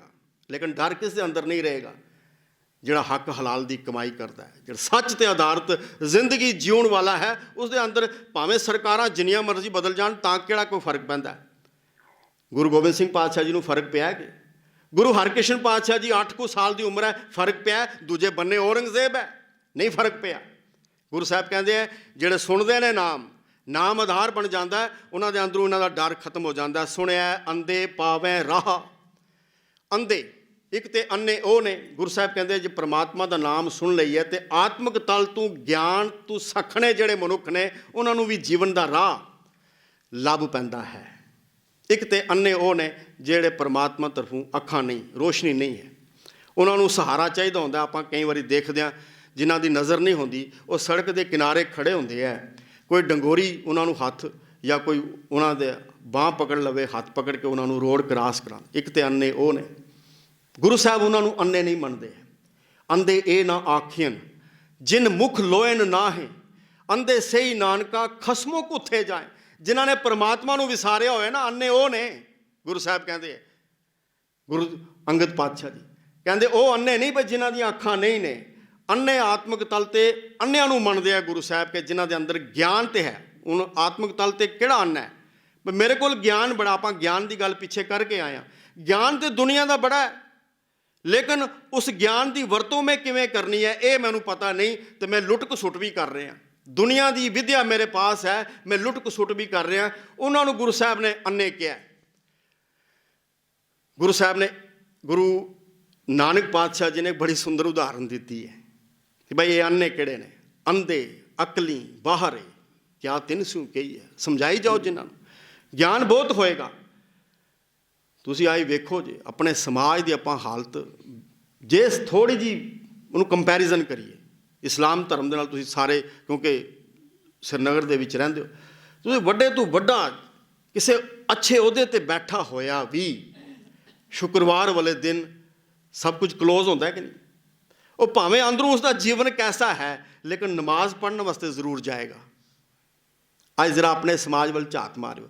ਸਾਡੇ ਬੰਦੇ ਥੋੜ੍ਹੇ ਜਿਹੇ ਕੋਈ ਹਾਈ ਪ੍ਰੋਫਾਈਲ ਦੇ ਵਿੱਚ ਆ ਜਾਂਦੇ ਨਾ, ਜਿਨ੍ਹਾਂ ਨੂੰ ਆਪਾਂ VIP ਕਹਿੰਦੇ ਹਾਂ, ਮੈਂ ਨਾਮ ਨਹੀਂ ਲਵਾਂਗਾ, ਉਹਨਾਂ ਦੀ ਹਾਲਤ ਵੇਖੋ। ਤੁਹਾਨੂੰ ਇਸ ਤਰ੍ਹਾਂ ਦੇ ਉੱਚੇ ਅਹੁਦਿਆਂ 'ਤੇ ਬੈਠੇ ਹੋਏ ਬੰਦੇ, IAS officer, IPS KS officer, ਅਗਰ ਸਾਡੇ ਸਮਾਜ 'ਤੇ ਹੋਣਗੇ, ਉਹ ਕੀ ਕਰਦੇ ਨੇ? ਜਿਉਂ-ਜਿਉਂ ਉੱਚੀ ਪਦਵੀ 'ਤੇ ਪਹੁੰਚਦੇ ਆ ਤੇ ਗੁਰੂ ਦਾ ਦਰ ਛੱਡਦੇ ਜਾਂਦੇ ਆ। ਉਹ ਜਿਉਂ-ਜਿਉਂ ਉੱਚੀ ਪਦਵੀ 'ਤੇ ਪਹੁੰਚਦੇ ਆ ਤੇ ਨਮਾਜ਼ ਵਾਲੇ ਪਾਸੇ ਜਾਂਦੇ ਆ। ਫਰਕ ਇਤਨਾ ਹੈ, ਇਤਨਾ ਆ ਗਿਆ। ਹੁਣ ਗੁਰੂ ਸਾਹਿਬ ਇਹਨਾਂ ਨੂੰ ਹੀ ਆਤਮਿਕ ਤਲ 'ਤੇ ਸਖਣੇ ਕਹਿੰਦੇ ਆ, ਗਿਆਨ ਤੋਂ ਸਖਣੇ। ਗਿਆਨ ਤੇ ਬੜਾ ਹੈ, ਡਾਕਟਰ ਬਹੁਤ ਵੱਡਾ ਹੈ, ਲੇਕਿਨ ਉਹਨੇ ਜਿਉਂ ਉਹ ਉੱਚੀ ਪਦਵੀ 'ਤੇ ਪਹੁੰਚਿਆ, ਇਹ ਛੱਡ ਦਿੱਤਾ ਦਰ। ਹੁਣ ਮੱਥਾ ਕਿਤੇ ਵਿਰਲਾ ਟੇਕਦਾ ਹੈ। ਹੋ ਸਕਦਾ ਹਸਪੀਟਲ ਜਾਣਾ ਹੋਵੇ, ਡਿਊਟੀ 'ਤੇ ਆਪਣੀ ਗੱਡੀ ਰੋਕੇਗਾ, 2 ਮਿੰਟ ਦੇ ਲਈ ਆਏਗਾ, ਮੱਥਾ ਟੇਕੇਗਾ, ਚਲੇ ਜਾਏਗਾ। ਕਦੀ ਸੰਗਤ ਬਹੁਤ ਘੱਟ ਕਰਦੇ ਹਾਂ ਅਸੀਂ। ਜਿਉਂ-ਜਿਉਂ ਉੱਚੀ ਪਦਵੀ 'ਤੇ ਪਹੁੰਚਦੇ ਹਾਂ, ਅੰਧੇ ਅਕਲੀ ਬਾਹਰੇ ਕਿਆ ਤਿੰਨ ਸੂ ਕਹੀ ਹੈ। ਬਿਨ ਗੁਰ ਪੰਥ ਨਾ ਸੁਝਈ। ਧਿਆਨ ਰੱਖੀ ਭਾਈ, ਤੂੰ ਜਿੰਨੀ ਮਰਜ਼ੀ ਆਪਣੀ ਡਾਕਟਰੀ ਦੀ ਸ਼ੋਭਾ ਲੈ ਲੈ, IAS IPS ਆਫਿਸਰ ਦੀ ਸ਼ੋਭਾ ਘੱਟ ਲੈ ਦੁਨਿਆਵੀ ਤਲ 'ਤੇ, ਬਿਨ ਗੁਰ ਪੰਥ ਨਾ ਸੁਝਈ। ਜੀਵਨ ਦਾ ਅਸਲ ਰਾਹ ਨਹੀਂ ਲੱਭਣਾ ਤੈਨੂੰ। ਬਿਨ ਗੁਰ ਪੰਥ ਨਾ ਸੁਝਈ ਕਿਤ ਬਿਦ ਨਿਰਭਈਆ। ਤੇਰੇ ਜੀਵਨ ਦਾ ਨਿਰਵਾਹ ਨਹੀਂ ਹੋ ਸਕੇਗਾ, ਕਿਉਂਕਿ ਐਸੇ ਅੰਨੇ ਮਨੁੱਖ ਕੀ ਕਰਦੇ ਨੇ? ਖੋਟੇ ਕੋ ਖਰਾ ਕਹੈ ਖਰੇ ਸਾਰ ਨਾ ਜਾਣੈ, ਅੰਧੇ ਕਾ ਨਾਉ ਪਾਰਖੂ ਕੱਲੀ ਕਾਲ ਵਿਡਾਣੈ। ਜਿਹੜਾ ਖੋਟਾ ਮਨੁੱਖ ਹੈ ਨਾ, ਮੇਰੇ ਵਰਗਾ ਖੋਟਾ ਮਨੁੱਖ ਹੋਏਗਾ, ਉਹਨੂੰ ਖਰਾ ਕਹਿਣਗੇ, ਲੇਕਿਨ ਖਰੇ ਦੀ ਸਾਰ ਨਹੀਂ ਜਾਣਨਗੇ। ਖਰੇ ਬੰਦੇ ਨੂੰ ਨਿੰਦੀ ਜਾਣਗੇ। ਉਹ ਛੱਡੋ ਜੀ, ਇਹ 24 ਘੰਟੇ ਗੁਰਦੁਆਰੇ ਜਾਂਦਾ ਤਾਂ ਕੀ ਹੋਇਆ? ਇਹਦਾ ਜੀਵਨ ਨਹੀਂ ਚੰਗਾ, ਇਹਦੇ ਜੀਵਨ ਦੇ ਵਿੱਚ ਗੁਣ ਹੈ ਨਹੀਂ ਕੋਈ।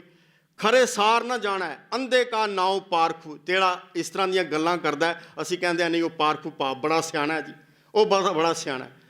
ਅੱਜ ਆਪਾਂ ਦੇਖਦੇ ਹਾਂ ਆਤਮਿਕ ਤਲ ਤੋਂ ਜਿਹੜੇ ਗਿਆਨ ਤੋਂ ਸਿੱਖਣੇ ਉਹਨਾਂ ਦੀ ਵਾਹ ਵਾਹ ਹੋ ਰਹੀ ਹੈ, ਕਿਉਂਕਿ ਵਾਹ ਵਾਹ ਕਰਨ ਵਾਲੇ ਕਿਹੜੇ ਨੇ? ਉਹੀ ਖੋਟੇ ਮਨੁੱਖ। ਖੋਟੇ ਕੋ ਖਰਾ ਕਹਿ ਖਰੇ ਸਾਰ ਨਾ ਜਾਣਾ, ਅੰਧੇ ਕਾ ਨਾਉ ਪਾਰਖੂ ਕੱਲੀ ਕਾਲ ਵਿਡਾਣਾ। ਕਹਿੰਦੇ ਇਹ ਅਸਚਰਜ ਖੇਡ ਬਣੀ ਹੋਈ ਅੱਜ ਦੇ ਸਮੇਂ ਦੇ ਅੰਦਰ ਕਿ ਜਿਹੜੇ ਖੋਟੇ ਨੇ ਉਹਨਾਂ ਨੂੰ ਖਰਾ ਕਿਹਾ ਜਾ ਰਿਹਾ ਹੈ, ਅਤੇ ਜਿਹੜਿਆਂ ਦੇ ਅੰਦਰ ਕੋਈ ਗੁਣ ਹੈ, ਜਿਹੜੇ ਖਰੇ ਇਨਸਾਨ ਨੇ, ਉਹਨਾਂ ਨੂੰ ਖੋਟਾ ਕਿਹਾ ਜਾਂਦਾ।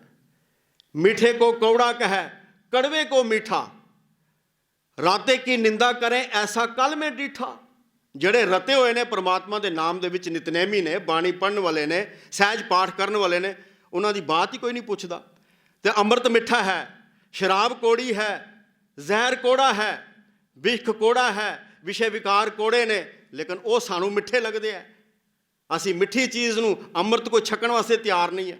ਆਪਾਂ ਹੁਣੇ ਇਹ ਮਨਾਉਣਾ ਨਾ ਦਿਨ 4 ਦਿਨਾਂ ਬਾਅਦ, ਅਤੇ ਆਪਾਂ ਜੇ ਅਸੈਸਮੈਂਟ ਕਰੀਏ ਤਾਂ ਸਹੀ ਬਈ ਕਿੰਨਿਆਂ ਕੁ ਗਲਾਂ ਦੇ ਵਿੱਚ ਕਿਰਪਾਨ ਪਈ ਹੋਈ ਹੈ। ਅੰਮ੍ਰਿਤ ਛਕਿਆ ਅਸੀਂ, ਤਿਆਰ ਬਰ ਤਿਆਰ ਹਾਂ, 5 ਕਕਾਰੀ ਵਰਦੀ ਧਾਰਨੇ, ਅਸੈਸਮੈਂਟ ਤਾਂ ਇਹੀ ਕਰਨੀ ਹੈ। ਖਾਲਸਾ ਸਾਜਨਾ ਦਿਵਸ ਮਨਾ ਕੇ ਆਪਾਂ ਤੁਰ ਪਾਵਾਂਗੇ ਲੰਗਰ ਛਕ ਕੇ। ਪ੍ਰਬੰਧਕ ਵੀਰਾਂ ਨੇ ਤਾਂ ਕੰਮ ਕਰਨਾ ਹੀ ਹੈ, ਉਹਨਾਂ ਨੇ ਵਿਚਾਰਿਆਂ ਕੋਲੋਂ, ਕਿਉਂਕਿ ਉਹਨਾਂ ਨੇ ਰੱਖਣਾ ਹੈ ਪ੍ਰੋਗਰਾਮ। ਲੇਕਿਨ ਦੇਖਣਾ ਤਾਂ ਇਹ ਹੈ ਸੰਗਤ ਕਿਤਨਾ ਕੁ ਬਦਲੀ ਹੈ, ਕਿਉਂਕਿ ਸਾਨੂੰ ਅੰਮ੍ਰਿਤ ਮਿੱਠਾ ਨਹੀਂ ਲੱਗਦਾ, ਅੰਮ੍ਰਿਤ ਕੋੜਾ ਲੱਗਦਾ ਹੈ। ਸ਼ਰਾਬ ਮਿੱਠੀ ਲੱਗਦੀ ਹੈ, ਅੰਮ੍ਰਿਤ ਕੋੜਾ, ਵਿਖਿਆ ਮਿੱਠੀ, ਸਾਕਤ ਕੀ ਬਿਦ ਨੈਣੋ ਡਿੱਠੀ। ਪਰਮਾਤਮਾ ਤੋਂ ਟੁੱਟੇ ਹੋਇਆਂ ਦੀ ਇਹ ਅਵਸਥਾ ਹੈ। ਲੇਕਿਨ ਜਦੋਂ ਅਸੀਂ ਸੁਣ ਲੈਂਦੇ ਹਾਂ ਨਾਮ, ਤੇ ਫਿਰ ਕੀ ਹੁੰਦਾ ਹੈ? ਉਹ ਇਸ ਗਲਤ ਮਾਰਗ ਤੋਂ ਹਟਾ ਕੇ ਗੁਰੂ ਸਿੱਧੇ ਮਾਰਗ 'ਤੇ ਪਾ ਦਿੰਦਾ ਹੈ। ਸਤਿਗੁਰ ਪੂਰੈ ਸਾਚ ਕਿਹਾ, ਨਾਮ ਤੇਰੇ ਕੀ ਮੁਕਤੇ ਬੀਥੀ। ਜਮ ਕਾ ਮਾਰਗ ਦੂਰ ਰਿਹਾ, ਉਹ ਜਮਾਂ ਦਾ ਮਾਰਗ ਹੈ। ਸ਼ਰਾਬ ਵਾਲਾ ਮਾਰਗ ਜਮਾਂ ਦਾ ਹੈ, ਡਰੱਗਸ ਵਾਲਾ ਮਾਰਗ ਜਮਾਂ ਦਾ ਹੈ, ਦੁਨੀਆ ਦੀ ਫੈਸ਼ਨ ਪ੍ਰਸਤੀ ਵਾਲਾ ਮਾਰਗ ਜਮਾਂ ਦਾ ਹੈ। ਇਹ ਮਾਰਗ ਕਿਹੜਾ ਹੈ? ਕੌਣ ਪਾਏਗਾ ਇਸ ਦੇ ਵਿੱਚ? ਸਤਿਗੁਰ ਪੂਰੈ ਸਾਚ ਕਿਹਾ। ਜਦੋਂ ਸਤਿਗੁਰੂ ਦੀ ਸ਼ਰਨ ਦੇ ਵਿੱਚ ਆਉਂਦੇ ਆ, ਅਤੇ ਸਤਿਗੁਰੂ ਕੀ ਕਰਦਾ ਹੈ? ਨਾਮ ਤੇਰੇ ਕੀ ਮੁਕਤੇ ਬੀਥੀ। ਬੀਥੀ ਹੁੰਦਾ ਇੱਕ ਮਾਰਗ, ਛੋਟਾ ਟਾਈਟ। ਇਹ ਹੈ ਮਾਰਗ ਔਖਾ ਹੈ। ਮੈਂ ਕੱਪੜੇ ਦੇਖੇ ਉਸਦੇ, ਅਤੇ ਮਨ ਮੇਰਾ ਵੀ ਲਲਚਾ ਲੈਂਦਾ, ਨਹੀਂ ਮੈਂ ਕੱਪੜੇ ਉਸ ਤਰ੍ਹਾਂ ਦੇ ਮੈਂ ਵੀ ਪਾਣੇ ਆ। ਅੱਜ ਖਾਸ ਕਰਕੇ ਸਾਡੀਆਂ ਧੀਆਂ ਭੈਣਾਂ ਦੇਖਾ ਦੇਖੀ ਦੂਜਿਆਂ ਦਾ ਰਿਵਾਜ ਅਪਣਾ ਰਹੀਆਂ, ਕਿਉਂਕਿ ਮਨ ਦੇ ਅੰਦਰ ਲਾਲਸਾ ਜਾਗ ਜਾਂਦੀ ਹੈ। ਆਪਣੇ ਸਿਧਾਂਤ ਨੂੰ ਆਪਾਂ ਤਿਲਾਂਜਲੀ ਦੇ ਦਿੰਦੇ ਹਾਂ। ਅਤੇ ਗੁਰੂ ਸਾਹਿਬ ਕਹਿੰਦੇ ਹੈ ਇਹ ਮਾਰਗ ਹੈ ਔਖਾ, ਬੀਥੀ, ਲੇਕਿਨ ਉਸ ਮਾਰਗ 'ਤੇ ਤੁਰਨ ਦੇ ਲਈ ਪਾ ਦਿੰਦਾ ਗੁਰੂ। ਸਤਿਗੁਰ ਪੂਰੈ ਸਾਚ ਕਿਹਾ, ਉਹ ਸੱਚ ਦੀ ਗੱਲ ਸਮਝਾ ਦਿੰਦਾ। ਨਾਮ ਤੇਰੇ ਕੀ ਮੁਖ ਤੇ ਬੀਥੀ, ਨਾਮ ਦੇ ਨਾਲ ਜੋੜ ਕੇ ਇਸ ਬੀਥੀ ਦੇ ਉੱਪਰ ਪਾ ਦਿੰਦਾ, ਇਸ ਰਾਹ ਦੇ ਉੱਪਰ ਤੋਰ ਦਿੰਦਾ। ਜਮ ਕਾ ਮਾਰਗ ਦੂਰ ਰਿਹਾ, ਖਤਮ ਹੋ ਜਾਂਦਾ। ਅਤੇ ਗੁਰੂ ਸਾਹਿਬ ਕਹਿੰਦੇ ਨਾ ਸੁਣਿਆ ਅੰਧੇ ਪਾਵੇਂ ਰਾਹ, ਸੁਣਿਆ ਹਾਥ ਹੋਵੇ ਅਸਗਾਹ। ਇਸ ਪੰਕਤੀ ਦੇ ਕੁਝ ਵਿਚਾਰ ਕਰਕੇ 1-2 ਮਿੰਟਾਂ ਦੀ ਸਮਾਪਤੀ ਕਰਾਂ, ਕਿਉਂਕਿ ਇਸ ਪੌੜੀ ਦੀ ਸਮਾਪਤੀ ਕਰਨੀ ਹੈ। ਸੁਣਿਆ ਹਾਥ ਹੋਵੇ ਅਸਗਾਹ। ਅਸਗਾਹ ਤੋਂ ਭਾਵ ਹੁੰਦਾ ਡੂੰਘਾ ਸਮੁੰਦਰ। ਹਾਥ ਤੋਂ ਭਾਵ ਹੁੰਦਾ ਹੈ ਜਾਣ ਲੈਣਾ, ਹੱਥ ਪਕੜ ਲੈਣਾ, ਸਮਝ ਲੈਣਾ, ਬੁੱਝ ਲੈਣਾ। ਕਹਿੰਦੇ ਜਿਹੜੇ ਨਾਮ ਸੁਣਦੇ ਹੈ ਉਹਨਾਂ ਨੂੰ ਇਸ ਸੰਸਾਰ ਰੂਪੀ ਸਮੁੰਦਰ ਦੀ ਡੂੰਘਿਆਈ ਦੇ ਬਾਰੇ, ਇਸ ਅਸਲੀਅਤ ਦੇ ਬਾਰੇ ਸਮਝ ਪੈ ਜਾਂਦੀ ਹੈ ਕਿ ਇਹ ਸੰਸਾਰ ਇੱਕ ਡੂੰਘਾ ਸਮੁੰਦਰ ਹੈ, ਇਸ ਨੂੰ ਤਰਨਾ ਕਿਵੇਂ ਹੈ। ਉਹ ਤਰਨ ਦਾ ਤਰੀਕਾ ਲੱਭ ਲੈਂਦੇ ਹੈ। ਅਸੀਂ ਦੇਖਦੇ ਹਾਂ ਨਾ ਸੰਸਾਰ ਦੇ ਵਿੱਚ ਵਿਚਰਦੇ ਹਾਂ, ਤੁਸੀਂ ਸਮੁੰਦਰ ਦੇ ਨੇੜੇ ਖੜ੍ਹੇ ਹੋ ਜਾਓ, ਸਮੁੰਦਰ ਦੇ ਇੱਕ ਬੰਨੇ ਤੁਸੀਂ ਖੜ੍ਹੇ ਹੋ ਜਾਓ ਅਤੇ ਦੂਜਾ ਬੰਨਾ ਨਜ਼ਰ ਨਹੀਂ ਆਏਗਾ, ਇਤਨਾ ਵਿਸ਼ਾਲ ਹੁੰਦਾ ਸਮੁੰਦਰ। ਸਮੁੰਦਰ ਦੇ ਵਿੱਚ ਜਹਾਜ਼ ਚੱਲਦੇ ਹੈ ਅਤੇ ਅਕਸਰ ਜਹਾਜ਼ ਡੁੱਬ ਵੀ ਜਾਂਦੇ ਹੈ। ਜਹਾਜ਼ ਦੇ ਡੁੱਬਣ ਦੇ 3 ਕਾਰਨ ਨੇ। ਜਹਾਜ਼ ਡੁੱਬ ਜਾਂਦਾ, ਕਿਵੇਂ ਡੁੱਬਦਾ ਹੈ? ਜਹਾਜ਼ ਦਾ ਜਿਹੜਾ ਥੱਲੇ ਪਲੈਟਫਾਰਮ ਹੈ, ਜਿਹੜਾ ਥੱਲੇ ਵਾਲਾ ਹਿੱਸਾ ਹੈ, ਉਸ ਦੇ ਵਿੱਚ ਕੋਈ ਸੁਰਾਖ ਹੋ ਜਾਏ, ਪਾਣੀ ਅੰਦਰ ਚਲਾ ਜਾਏ ਅਤੇ ਪਤਾ ਨਾ ਲੱਗੇ ਕੈਪਟਨ ਨੂੰ, ਪਾਣੀ ਅੰਦਰ ਚਲਾ ਜਾਏ, ਭਾਰ ਦੇ ਨਾਲ ਜਹਾਜ਼ ਡੁੱਬ ਜਾਂਦਾ ਹੈ। ਜਾਂ ਕੀ ਹੁੰਦਾ ਕਿ ਕਈ ਵਾਰੀ ਜਹਾਜ਼ ਚੱਲ ਰਿਹਾ ਹੈ, ਅੱਗੇ ਕੋਈ ਗਲੇਸ਼ੀਅਰ ਆ ਜਾਏ ਜਾਂ ਕੋਈ ਸੁਨਾਮੀ ਆ ਜਾਏ, ਤੂਫਾਨ ਆ ਜਾਏ, ਝੱਖੜ ਆ ਜਾਏ, ਅਤੇ ਕੈਪਟਨ ਪਿੱਛੋਂ ਸਹੀ ਉਹ ਜਿਹੜੀ ਉਸਨੂੰ ਮਿਲਦੀ ਰਹਿੰਦੀ ਹੈ ਸੇਧ ਕਿ ਬਈ ਤੂੰ ਇਸ ਪਾਸੇ ਜਾਣਾ, ਡਾਇਰੈਕਸ਼ਨ ਜਿਹੜੀ ਲੈਂਦਾ ਉਹ ਗ੍ਰਹਿਣ ਨਾ ਕਰੇ, ਕਿਤੇ ਅਵੇਸਲਾ ਹੋ ਜਾਏ, ਉਸ ਨਾਲ ਟਕਰਾਏਗਾ ਗਲੇਸ਼ੀਅਰ ਦੇ ਨਾਲ ਅਤੇ ਜਹਾਜ਼ ਦੁਫਾੜ ਹੋ ਜਾਏਗਾ। ਬੜੇ ਬੜੇ ਜਹਾਜ਼ ਗਲੇਸ਼ੀਅਰ ਨਾਲ ਟਕਰਾ ਕੇ ਦੁਫਾੜ ਹੋ ਜਾਂਦੇ, ਨੁਕਸਾਨ ਹੋ ਜਾਂਦਾ। ਇਸੇ ਤਰ੍ਹਾਂ ਤੀਜਾ ਕਾਰਨ ਹੁੰਦਾ ਹੈ ਕਿ ਕੈਪਟਨ ਅਵੇਸਲਾ ਹੋਵੇ, ਉਹਨੂੰ ਧਿਆਨ ਹੀ ਨਾ ਹੋਵੇ, ਤਾਂ ਬਸ ਜਹਾਜ਼ ਇਸ ਤਰੀਕੇ ਨਾਲ ਵੀ ਕਈ ਵਾਰੀ ਡੁੱਬ ਜਾਂਦਾ। ਅਵੇਸਲਾਪਣ ਜਿਹੜਾ ਕੈਪਟਨ ਦਾ, ਉਹ ਜਹਾਜ਼ ਨੂੰ ਡੁਬਾਉਣ ਦਾ ਕਾਰਨ ਬਣ ਜਾਂਦਾ ਹੈ। ਕਿਤੇ ਨਸ਼ਾ ਕਰਕੇ ਆਪਾਂ ਦੇਖਦੇ ਹਾਂ ਨਾ, ਇਹ ਜਿਹੜੇ ਸਮੁੰਦਰ ਦੇ ਵਿੱਚ ਜਹਾਜ਼ ਚੱਲਦੇ ਆ ਨਾ, 2-2, 3-3, 4-4 ਮਹੀਨੇ ਚੱਲਦੇ ਰਹਿੰਦੇ ਆ। ਅਤੇ ਕਈ ਵਾਰੀ ਕੈਪਟਨ ਜਿਹੜੇ ਅੰਦਰ ਹੀ ਖਾਣਾ ਪੀਣਾ, ਉਹ ਐਆਸ਼ਪ੍ਰਸਤ ਹੋ ਜਾਏ ਅਤੇ ਫਿਰ ਧਿਆਨ ਨਾ ਰੱਖੇ ਅਤੇ ਜਹਾਜ਼ ਦੇ ਡੁੱਬਣ ਦਾ ਕਾਰਨ ਬਣ ਜਾਂਦਾ। ਇਸੇ ਤਰ੍ਹਾਂ ਹੀ ਸੰਸਾਰ ਰੂਪੀ ਸਮੁੰਦਰ ਹੈ। ਇਹ ਸਾਡਾ ਇੱਕ ਸਰੀਰ ਹੈ ਨਾ, ਇਹ ਜਹਾਜ਼ ਦੀ ਨਿਆਈ ਹੈ, ਇੱਥੋਂ ਪਾਰ ਹੋਣਾ ਆਪਾਂ। ਇਸ ਦੇ ਵਿੱਚ ਵੀ ਕਿ ਛੇਕ ਹੋ ਜਾਂਦੇ ਹੈ। ਕਬੀਰ ਬੇੜਾ ਜਰਜਰਾ ਫੂਟੇ 6,000। ਜਹਾਜ਼ ਦੇ ਵਿੱਚ ਜਹਾਜ਼ ਹੋ ਗਿਆ ਨਾ ਛੇਕ, ਪਾਣੀ ਅੰਦਰ ਚਲਾ ਗਿਆ, ਭਾਰ ਵੱਧ ਗਿਆ, ਡੁੱਬ ਗਿਆ। ਇੱਥੇ ਆਪਾਂ ਕਿਵੇਂ ਭਾਰ ਵਧਾ ਲੈਂਦੇ ਹਾਂ? ਇਹ ਅੱਖਾਂ ਨੇ ਸਾਡੀਆਂ ਛੇਕ, ਇਹ ਕੰਨ ਨੇ ਸਾਡੇ ਛੇਕ, ਇਹ ਮੂੰਹ ਹੈ ਸਾਡਾ ਛੇਕ। ਅਸੀਂ ਖਾਈ ਜਾਂਦੇ ਹਾਂ। ਅੱਖਾਂ ਦੇ ਨਾਲ ਪਰਾਇਆ ਰੂਪ ਦੇਖਦੇ ਹਾਂ, ਪਰਾਇਆ ਧਨ ਦੇਖਦੇ ਹਾਂ, ਕੰਨਾਂ ਦੇ ਨਾਲ ਅਸ਼ਲੀਲ ਸੁਣਦੇ ਹਾਂ, ਤੇ ਅੰਦਰ ਕੀ ਹੁੰਦਾ? ਇਹ ਭਾਰ ਵਧੀ ਜਾ ਰਿਹਾ। ਕਿਹੜਾ? ਪਾਪਾਂ ਦੇ ਨਾਲ ਸਾਡਾ ਇਹ ਸਰੀਰ ਰੂਪੀ ਬੇੜਾ ਭਾਰਾ ਹੋਈ ਜਾ ਰਿਹਾ ਹੈ। ਕਬੀਰ ਬੇੜਾ ਜਰਜਰਾ ਫੂਟੇ 6,000, ਹਜ਼ਾਰਾਂ ਛੇਕ ਹੋ ਗਏ, ਅੰਦਰ ਵੱਧ ਗਿਆ ਪਾਪ, ਤੇ ਬਸ ਇਹ ਬੇੜਾ ਭਾਰਾ ਹੋ ਗਿਆ ਤੇ ਡੁੱਬ ਗਿਆ। ਹਰਵੇ ਹਰਵੇ ਤਿਰ ਗਏ ਡੁੱਬੇ ਜਿਨ ਸਿਰ ਭਾਰ। ਜਿਨ੍ਹਾਂ ਨੇ ਭਾਰ ਸਹੇੜ ਲਿਆ ਉਹ ਡੁੱਬ ਜਾਂਦੇ ਆ। ਲੇਕਿਨ ਗੁਰੂ ਸਾਹਿਬ ਕਹਿੰਦੇ ਹੈ ਕਿ ਜਿਹੜੇ ਚੜ੍ਹ ਜਾਂਦੇ ਆ ਜਹਾਜ਼ ਰੂਪੀ, ਇਹ ਜਹਾਜ਼ ਕੌਣ ਹੈ? ਪਰਮਾਤਮਾ ਦਾ ਨਾਮ।